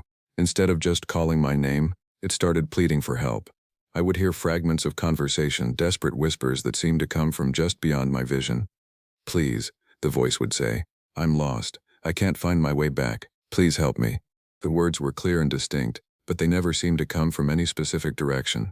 They surrounded me, seemed to emanate from the very air itself. I started avoiding certain areas around the cabin, particularly the dense grove of trees between the building and the lakeshore. The voices seemed strongest there, and I'd begun to feel watched whenever I passed through that area. The sensation was subtle at first, just a prickling awareness that made me glance over my shoulder. But it grew stronger each day, until I felt like I was being studied by unseen eyes whenever I stepped outside. The worst incident happened on a gray morning in early November. I was checking the weather instruments when I heard my name called from the direction of the lake. But this time the voice was different. It was my own voice, calling to me from across the water. The sound was so clear and unmistakable that I actually looked toward the lake, expecting to see my reflection somehow standing on the far shore. "Ayana," my own voice called. "Come down to the water. I need to show you something." The wrongness of it hit me like a physical blow. I stumbled backward, nearly falling over the weather station equipment, and grabbed the radio with shaking hands. But before I could key the microphone, the voice spoke again, this time from directly behind me. "Why are you afraid of yourself, Ayana?" I spun around, but there was nothing there except the empty clearing around the cabin. The forest was silent, not even the whisper of wind through the branches. But I could feel something watching me, something that had learned to use my own voice against me. That night, I barricaded myself inside the cabin and didn't venture out until the next morning's radio check. Morrison asked if everything was all right, and I found myself unable to form a coherent response. How could I explain that I was being stalked by my own voice? How could I tell him that something in the forest had learned to mimic human speech with perfect accuracy? Instead, I told him I was fine and signed off quickly. But I knew that whatever was happening to me was just beginning, and that the isolation I'd sought as refuge was about to become my prison. The snow started falling on November 15th, heavy wet flakes that clung to the pine boughs and muffled every sound in the valley. Within hours, the world outside my cabin windows had been transformed into a monochrome landscape of white and gray, and I knew that my link to the outside world had been severed for the next 4 months. The road would be impassable until spring, and even helicopter access would be limited to emergency situations. I should have felt trapped, but instead I experienced a strange sense of relief. Whatever was calling to me in the forest would have to deal with the same conditions I did. The deep snow would make movement difficult, and the sub-zero temperatures would discourage anything from spending too much time outdoors. I began to hope that the winter might give me a respite from the voices, a chance to prove to myself that I'd been imagining things. I was wrong. The first night after the snowfall, I woke to the sound of footsteps crunching through the snow outside the cabin. The steps were deliberate and measured, circling the building in a slow, methodical pattern. I lay in my bunk, listening to the steady crunch, crunch, crunch of boots in the snow, and tried to convince myself that it was just a deer or elk foraging near the cabin. But the rhythm was too regular, too purposeful. Whatever was out there was walking upright on two legs. I slipped out of bed and crept to the window, pressing my face against the cold glass and peering out into the darkness. The snow was still falling, creating a gray curtain that limited visibility to maybe 20 feet. I could see the faint impressions of tracks leading around the cabin, but the falling snow was already beginning to fill them in. The footsteps stopped directly outside my bedroom window. I held my breath and pressed myself against the wall, afraid to move or make any sound. For several minutes, there was only silence. Then, so quietly that I almost missed it, I heard my own voice whispering from just outside the glass. "Let me in, Ayana. It's cold out here." The voice was perfect, exactly matching my own tone and cadence. If I'd heard it over the radio, I would have sworn it was my own transmission. But it was coming from outside the cabin, from something standing in the snow just a few feet away. "I know you're in there," the voice continued. "I can see you pressed against the wall. Why won't you let me in?" I forced myself to look toward the window, but I could see nothing except the falling snow and the dim outline of the forest beyond. Whatever was speaking was either invisible or somehow hidden from view. "We need to talk," my voice said from the darkness. "About what happened in Denver. About why you really came here." The mention of Denver made my blood run cold. The voice wasn't just mimicking my speech patterns. It somehow knew about my past, about the events that had driven me to this remote station. I backed away from the window and grabbed the radio, my hands shaking as I tried to key the microphone. "Marison, this is North Fork Station. I need immediate assistance. There's someone outside my cabin." The radio crackled with static, but no response came. I tried again, adjusting the frequency and boosting the power, but got nothing except the empty hiss of white noise. The storm must have been interfering with the signal, or perhaps the relay station on the mountain was experiencing technical difficulties. The footsteps resumed, moving away from the window and continuing their circuit around the building. I followed the sound, moving from room to room and listening as whatever was out there completed its methodical inspection of the cabin. It stopped at each window and door, pausing as if testing the security of each potential entry point. When the footsteps reached the front door, they stopped. I heard the soft sound of the doorknob being turned, followed by the gentle pressure of something pushing against the door. The deadbolt held, but the doorframe creaked slightly under the strain. "You can't hide from me forever," my voice said from the other side of the door. "I know all your secrets, Ayana. I know about the accident, about the family you killed, about the reason you ran away." The words hit me like physical blows. The accident had been the defining moment of my life, the event that had shattered my world and driven me to seek refuge in the wilderness. A moment of inattention while driving, a patch of ice on the road, and 3 lives had been lost. The investigation had cleared me of any legal wrongdoing, but the guilt and the media attention had made it impossible to continue living my old life. "They were just children," the voice continued, speaking with my own lips but somehow conveying a malevolence that made my skin crawl. "A mother and her 2 little girls. You remember their names, don't you? You remember their faces in the moment before impact." I pressed my hands over my ears, trying to block out the words, but the voice seemed to come from inside my head now. It described the accident in perfect detail, recounting every horrible moment with surgical precision. It knew things that had never been reported in the media, intimate details that only I should have known. The pressure on the door increased, and I heard the wood beginning to splinter around the deadbolt. Whatever was out there was strong enough to tear the door from its hinges if it chose to do so. But instead of forcing its way in, it simply continued talking, using my own voice to dissect every moment of guilt and shame I'd accumulated over the past year. "You came here to hide," the voice said. "But you can't hide from yourself. You can't run from what you've done." The attack on the door stopped suddenly, and the voice fell silent. I stood frozen in the center of the room, listening to the steady whisper of snow against the windows and the distant crack of settling timbers. After several minutes, I worked up the courage to approach the door and peer through the small window set into the upper panel. The porch was empty except for a thin layer of snow, and I could see no sign of the creature that had been trying to break in. But as I watched, I noticed something that made my hands shake. The snow on the porch was undisturbed, showing no sign of footprints or any other indication that someone had been standing there. I spent the rest of the night huddled in the center of the cabin, clutching a flashlight and listening for any sound that might indicate the return of my tormentor. But the remainder of the night passed in silence, and when dawn finally broke, I found no tracks in the snow around the cabin. It was as if the entire incident had been a hallucination, a product of isolation and stress, but I knew better. Something had been outside my cabin, something that could mimic my voice with perfect accuracy, and somehow knew intimate details about my past. Whatever it wasn't human, and it wasn't going to leave me alone just because I wished it would. The radio worked perfectly during the morning check, and Morrison's voice came through clear and strong. He asked about the storm conditions and whether I needed any supplies, but I found myself unable to mention the previous night's events. How could I explain that something had been impersonating me? How could I describe the way it had known about Denver without sounding completely insane? Instead, I reported that everything was fine and that I was settling in well for the winter. But as I signed off, I caught a glimpse of movement in the trees beyond the lake. Something tall and pale was moving through the forest, keeping to the shadows but definitely there. I grabbed my binoculars and focused on the area, but whatever I'd seen had vanished into the dense undergrowth. I was no longer alone in the valley, and I was beginning to suspect that I never had been. Something had been watching me from the moment I'd arrived, learning my voice and studying my habits. Now that the snow had cut off my escape route, it was ready to make its move. The real game was just beginning. By the end of November, I'd established a routine that kept me functional despite the growing sense that I was being watched. I checked the weather instruments twice daily, maintained the equipment, and filed regular reports with headquarters. I split firewood, cooked simple meals, and read books from the cabin's small library. I tried to maintain the illusion of normalcy, but every task was performed with the constant awareness that unseen eyes were monitoring my every move. The voices had evolved beyond simple mimicry. Now they engaged in complex conversations, always using familiar voices but saying things that their original speakers would never say. I heard Morrison's voice discussing classified park business that I knew he'd never share with a junior ranger. I heard my mother's voice, though she'd been dead for 3 years, calling to me from the forest and begging me to come home. I heard the voices of my college friends, my former colleagues, even my ex-husband, all of them speaking from the darkness beyond the cabin windows. But it was the children's voices that affected me most deeply. I first heard them on a bitter cold morning in early December.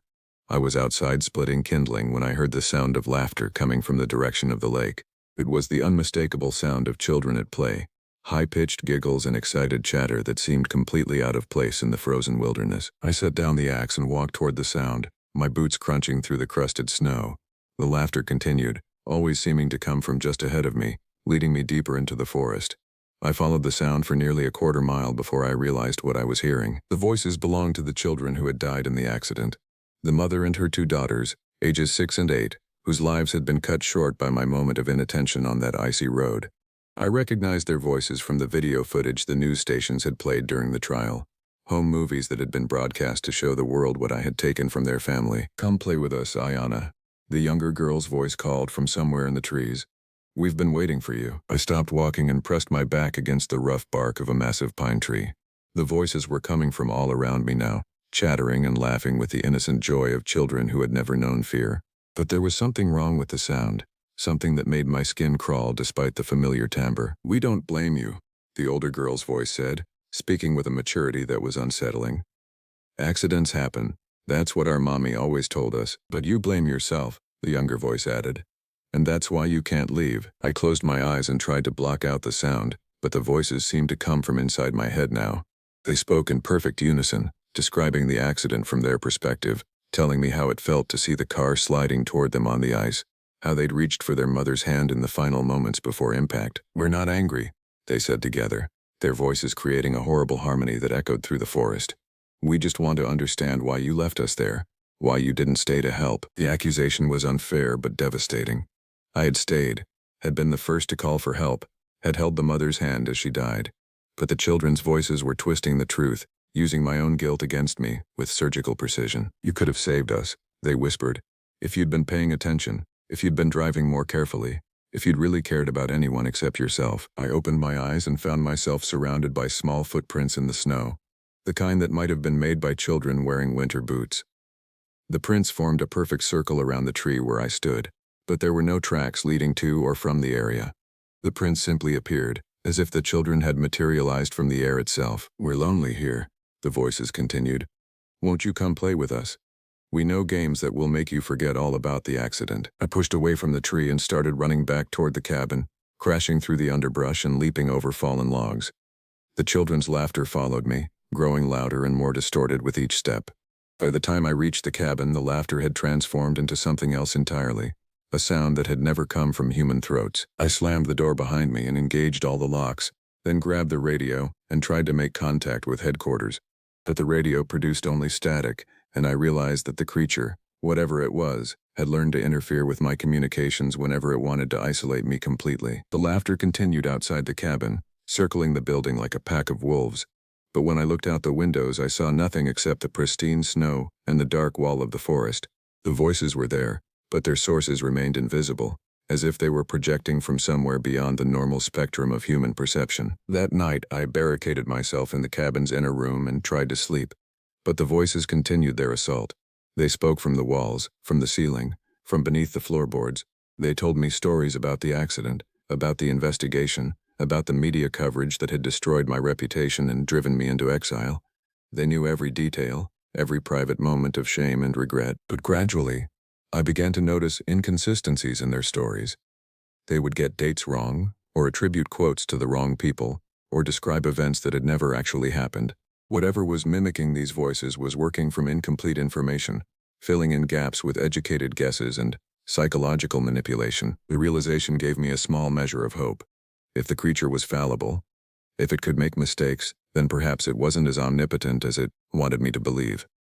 I began to pay closer attention to the things it said, looking for clues about its true nature and limitations. The voices seemed strongest at night and during storms, when the electromagnetic interference was at its peak. They were also more convincing when I was tired or stressed, suggesting that they might be partially dependent on my own mental state. The creature appeared to be some kind of psychic parasite, feeding on my guilt and fear while growing stronger with each successful manipulation. But knowing what it was didn't make it any less terrifying. As December progressed, the attacks became more frequent and more sophisticated. The creature began to use multiple voices simultaneously, creating conversations between my dead mother and the accident victims, between Morrison and my former supervisors, between people who had never met but who all shared the common thread of my guilt. The isolation was taking its toll. I was sleeping badly, eating irregularly, and jumping at every sound. I'd stopped maintaining some of the equipment, and my radio reports were becoming increasingly erratic. I knew that Morrison was starting to worry about my mental state, but I couldn't risk telling him the truth. He would order an emergency evacuation, and I would be forced to explain why I'd been hearing voices in the wilderness. The worst part was the growing suspicion that the creature wasn't just mimicking the voices of people I knew. It was also learning to mimic me, perfecting its imitation until it could reproduce not just my voice but my thoughts and mannerisms. I began to wonder if the radio reports I'd been making were actually my own, or if the creature had been impersonating me to the outside world. The line between reality and hallucination was becoming increasingly blurred, and I wasn't sure how much longer I could maintain the pretense of sanity. The creature was patient and methodical, wearing down my defenses with surgical precision.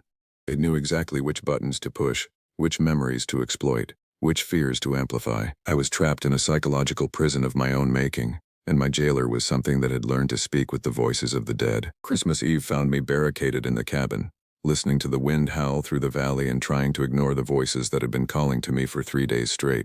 The creature had grown bolder, no longer content to simply mimic familiar voices.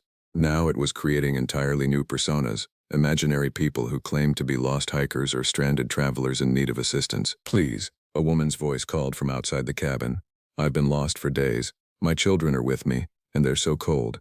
Won't you please help us?" The voice was accompanied by the sound of crying children, their sobs cutting through the wind like knife blades. Every instinct told me to open the door and help, but I'd learned to recognize the creature's manipulations. Real people wouldn't be able to survive in the sub-zero temperatures outside, and no mother would bring children into the wilderness during a blizzard. I pressed my hands over my ears and tried to focus on the radio, but the static was overwhelming. The creature seemed to be able to generate electromagnetic interference at will, cutting off my communications whenever it launched one of its psychological attacks. I was completely isolated, trapped in a cabin with something that had learned to weaponize human empathy. The voices changed tactics, becoming more aggressive and demanding. They accused me of being heartless, of abandoning people in need, of repeating the same selfish behavior that had led to the accident in Denver. They threatened to break down the door if I didn't cooperate, and I could hear the sound of fists pounding against the wooden walls. But when I looked out the windows, I saw nothing except the swirling snow and the dark shapes of the surrounding trees. The sounds were real, but their sources remained invisible. Whatever was out there existed in a space between the physical and the psychic, manifesting just enough to torment me while remaining beyond the reach of conventional senses. The attack continued for hours, waves of voices washing over the cabin like a psychic tsunami. I huddled in the center of the main room, clutching a flashlight and trying to maintain some semblance of sanity. The creature had learned to time its assaults perfectly, striking when I was most vulnerable and maintaining the pressure until I was ready to break. But sometime after midnight, the voices stopped. The silence was so sudden and complete that it was almost more disturbing than the cacophony that had preceded it. I sat motionless for several minutes, listening to the wind and the settling of the cabin timbers, waiting for the next assault. But nothing came.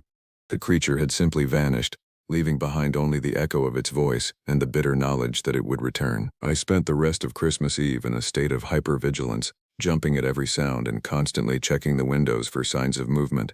But the creature seemed to have withdrawn completely, leaving me alone with my thoughts and the growing realization that I was losing my grip on reality. When dawn broke, I made a decision that would have seemed impossible just weeks earlier. I was going to leave the cabin and hunt the creature down. I couldn't continue living in a state of siege, waiting for the next psychological assault. If something was stalking me, then I would turn the tables and become the predator instead of the prey. I spent the morning preparing for the hunt, gathering supplies and weapons. I loaded my service pistol and chambered a round, though I doubted that conventional ammunition would be effective against something that might not be entirely physical. I also took a can of bear spray, a high-powered flashlight, and a digital recorder in case I could capture evidence of the creature's presence. The snow had stopped falling, and the sky was clear for the first time in days. The temperature was brutally cold, well below zero, but the lack of wind made it bearable. I strapped on my snowshoes and headed into the forest, following the game trails that I'd learned during my months at the station. The creature had been most active in the dense grove of trees between the cabin and the lake shore, so I started my search there. The snow was deeper in the forest, drifted into fantastic shapes by the wind. I moved carefully, trying to make as little noise as possible while scanning the trees for any sign of movement. I found the first evidence of the creature's presence near a small clearing about a quarter-mile from the cabin. The snow was disturbed in a pattern that made no sense, as if something had been writhing or thrashing on the ground. But there were no tracks leading to or from the area, no indication of how the creature had arrived or departed. I knelt beside the disturbed snow and tried to make sense of what I was seeing.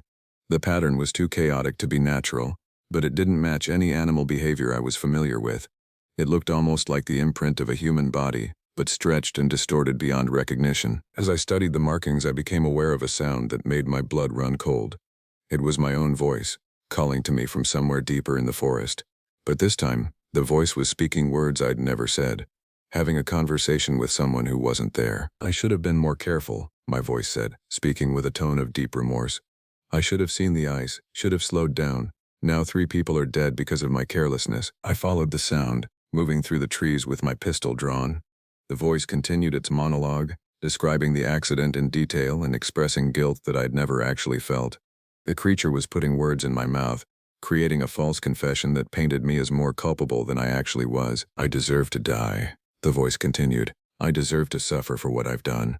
Maybe if I stay out here long enough, the cold will take me. Maybe that would be justice." I realized with growing horror that the creature wasn't just talking to itself. It was practicing, perfecting its imitation of my voice and mannerisms. If it could convince people that I was suicidal, if it could make them believe that I'd had a complete mental breakdown, then my disappearance would be easily explained. The voice was coming from a small grove of aspens near the lake shore, their white bark stark against the dark evergreens. I approached carefully, using the larger trees for cover, and peered into the clearing. What I saw there defied every assumption I'd made about the creature's nature. It was human-shaped, but wrong in every detail. The proportions were stretched and distorted, as if someone had taken a human form and pulled it like taffy. The skin was pale and translucent, shot through with dark veins that pulsed with an alien rhythm. The face was a shifting mass of features, constantly changing as it cycled through different expressions and identities. But it was the creature's mouth that truly horrified me. It was speaking in my voice, but the words were coming from multiple throats simultaneously. The creature's neck was elongated and segmented, containing several distinct vocal cords that could operate independently. It was literally a chorus of voices trapped in a single, nightmarish form. I raised my pistol and took aim, but the creature sensed my presence and turned toward me. Its face shifted and reformed, cycling through the features of everyone I'd ever known. For a moment it wore my mother's face, then my ex-husband's, then the faces of the children who had died in the accident. "You can't kill me," it said, speaking with my voice but using my mother's facial expressions. "I'm already dead. We're all dead. And you're the one who killed us." I pulled the trigger, and the gunshot echoed through the forest like thunder. The bullet struck the creature's center mass, but instead of falling, it simply smiled and began to dissolve. Its form became translucent, then transparent, then faded entirely, until nothing remained except the echo of its laughter. I stood in the clearing for several minutes, staring at the spot where the creature had been. The snow was undisturbed, showing no sign that anything had been standing there. But I knew that the creature wasn't dead, wasn't even truly injured. It had simply chosen to disappear, demonstrating that physical weapons were useless against something that existed primarily in the realm of sound and perception. The hunt had failed, but it had also revealed something important about my tormentor. The creature was more vulnerable than it wanted me to believe. It had fled from confrontation, choosing to disappear rather than face a direct challenge. That suggested that it wasn't as powerful as it pretended to be, that it relied on fear and manipulation rather than raw strength. I trudged back to the cabin through the deepening snow, my mind racing with new possibilities. The creature was a predator, but it was also a coward. It preferred to attack from hiding, to wear down its prey through psychological warfare, rather than direct confrontation. But every predator had weaknesses, and I was beginning to understand what those might be. The war was far from over, but for the first time since arriving at the station, I felt like I might actually have a chance of winning. The creature's assault intensified after my failed hunt, as if my attempt to fight back had somehow angered it. The voices came constantly now, an endless chorus of accusations and threats that made sleep impossible. It had learned to mimic not just individual voices but entire conversations, creating elaborate scenarios where my victims discussed my fate and planned their revenge. I stopped eating regularly, stopped maintaining the equipment, stopped filing radio reports. My world had narrowed to the interior of the cabin, and even that space no longer felt safe.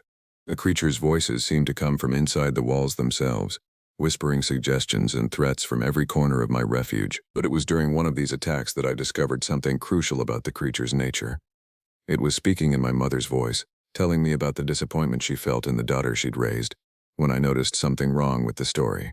The creature was describing events that had never happened, conversations that had never taken place, details about my childhood that were completely fabricated. The realization hit me like a physical blow.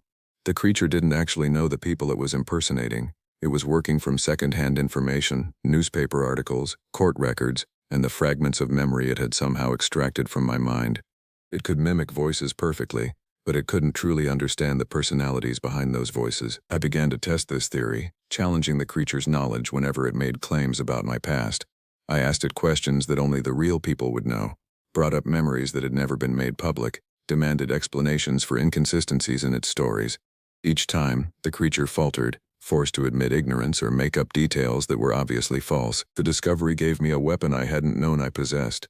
The creature's power came from its ability to make me believe that it was channeling the voices of people I knew, that it had access to their thoughts and memories.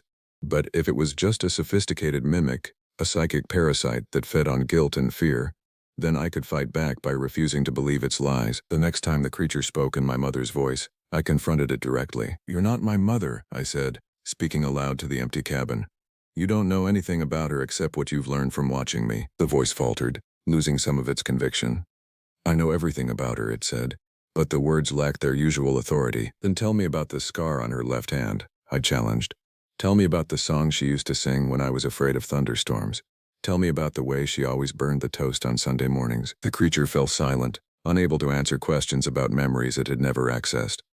I pressed my advantage, demanding more details about my mother's life, her personality, her relationship with me. Each question weakened the creature's hold, exposed the shallow nature of its knowledge. "You're just a parasite," I said, feeling stronger with each word. "You feed on guilt and fear, but you don't actually know anything about the people you're impersonating. You're just a cheap carnival trick." The creature's response was immediate and violent. The cabin shook as if hit by an earthquake, and the temperature dropped so rapidly that my breath became visible in the air. Windows rattled in their frames, and the lights flickered as the creature channeled its rage into physical manifestations. But the assault lacked the psychological impact of its previous attacks. Now that I understood what the creature was, I could see through its deceptions. It was powerful, but it was also desperate. It had invested months in breaking down my mental defenses, and I was threatening to undo all of its work. "I know what you are," I said, speaking with growing confidence. "You're not the voices of the dead. You're not channeling my victims. You're just a predator that's learned to mimic human speech." The creature's response came from all around me, a cacophony of voices screaming in rage and frustration. It threw everything it had at me, cycling through every voice it had ever used, every persona it had ever adopted. The children from the accident pleaded with me to stop fighting. My mother begged me to listen to reason. Morrison ordered me to stand down, but I could hear the desperation beneath the performance. The creature was losing control, running out of psychological ammunition. It had revealed its true nature, and that revelation had cost it the power to manipulate me. I stood in the center of the cabin and spoke directly to the creature, my voice cutting through its chorus of deceptions. "I'm not responsible for what happened to you," I said. "I don't know what you were before you became this thing, but I'm not the one who turned you into a monster.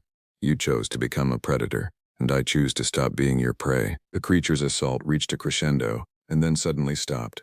The cabin fell silent except for the whisper of wind through the trees and the distant crack of settling ice on the lake.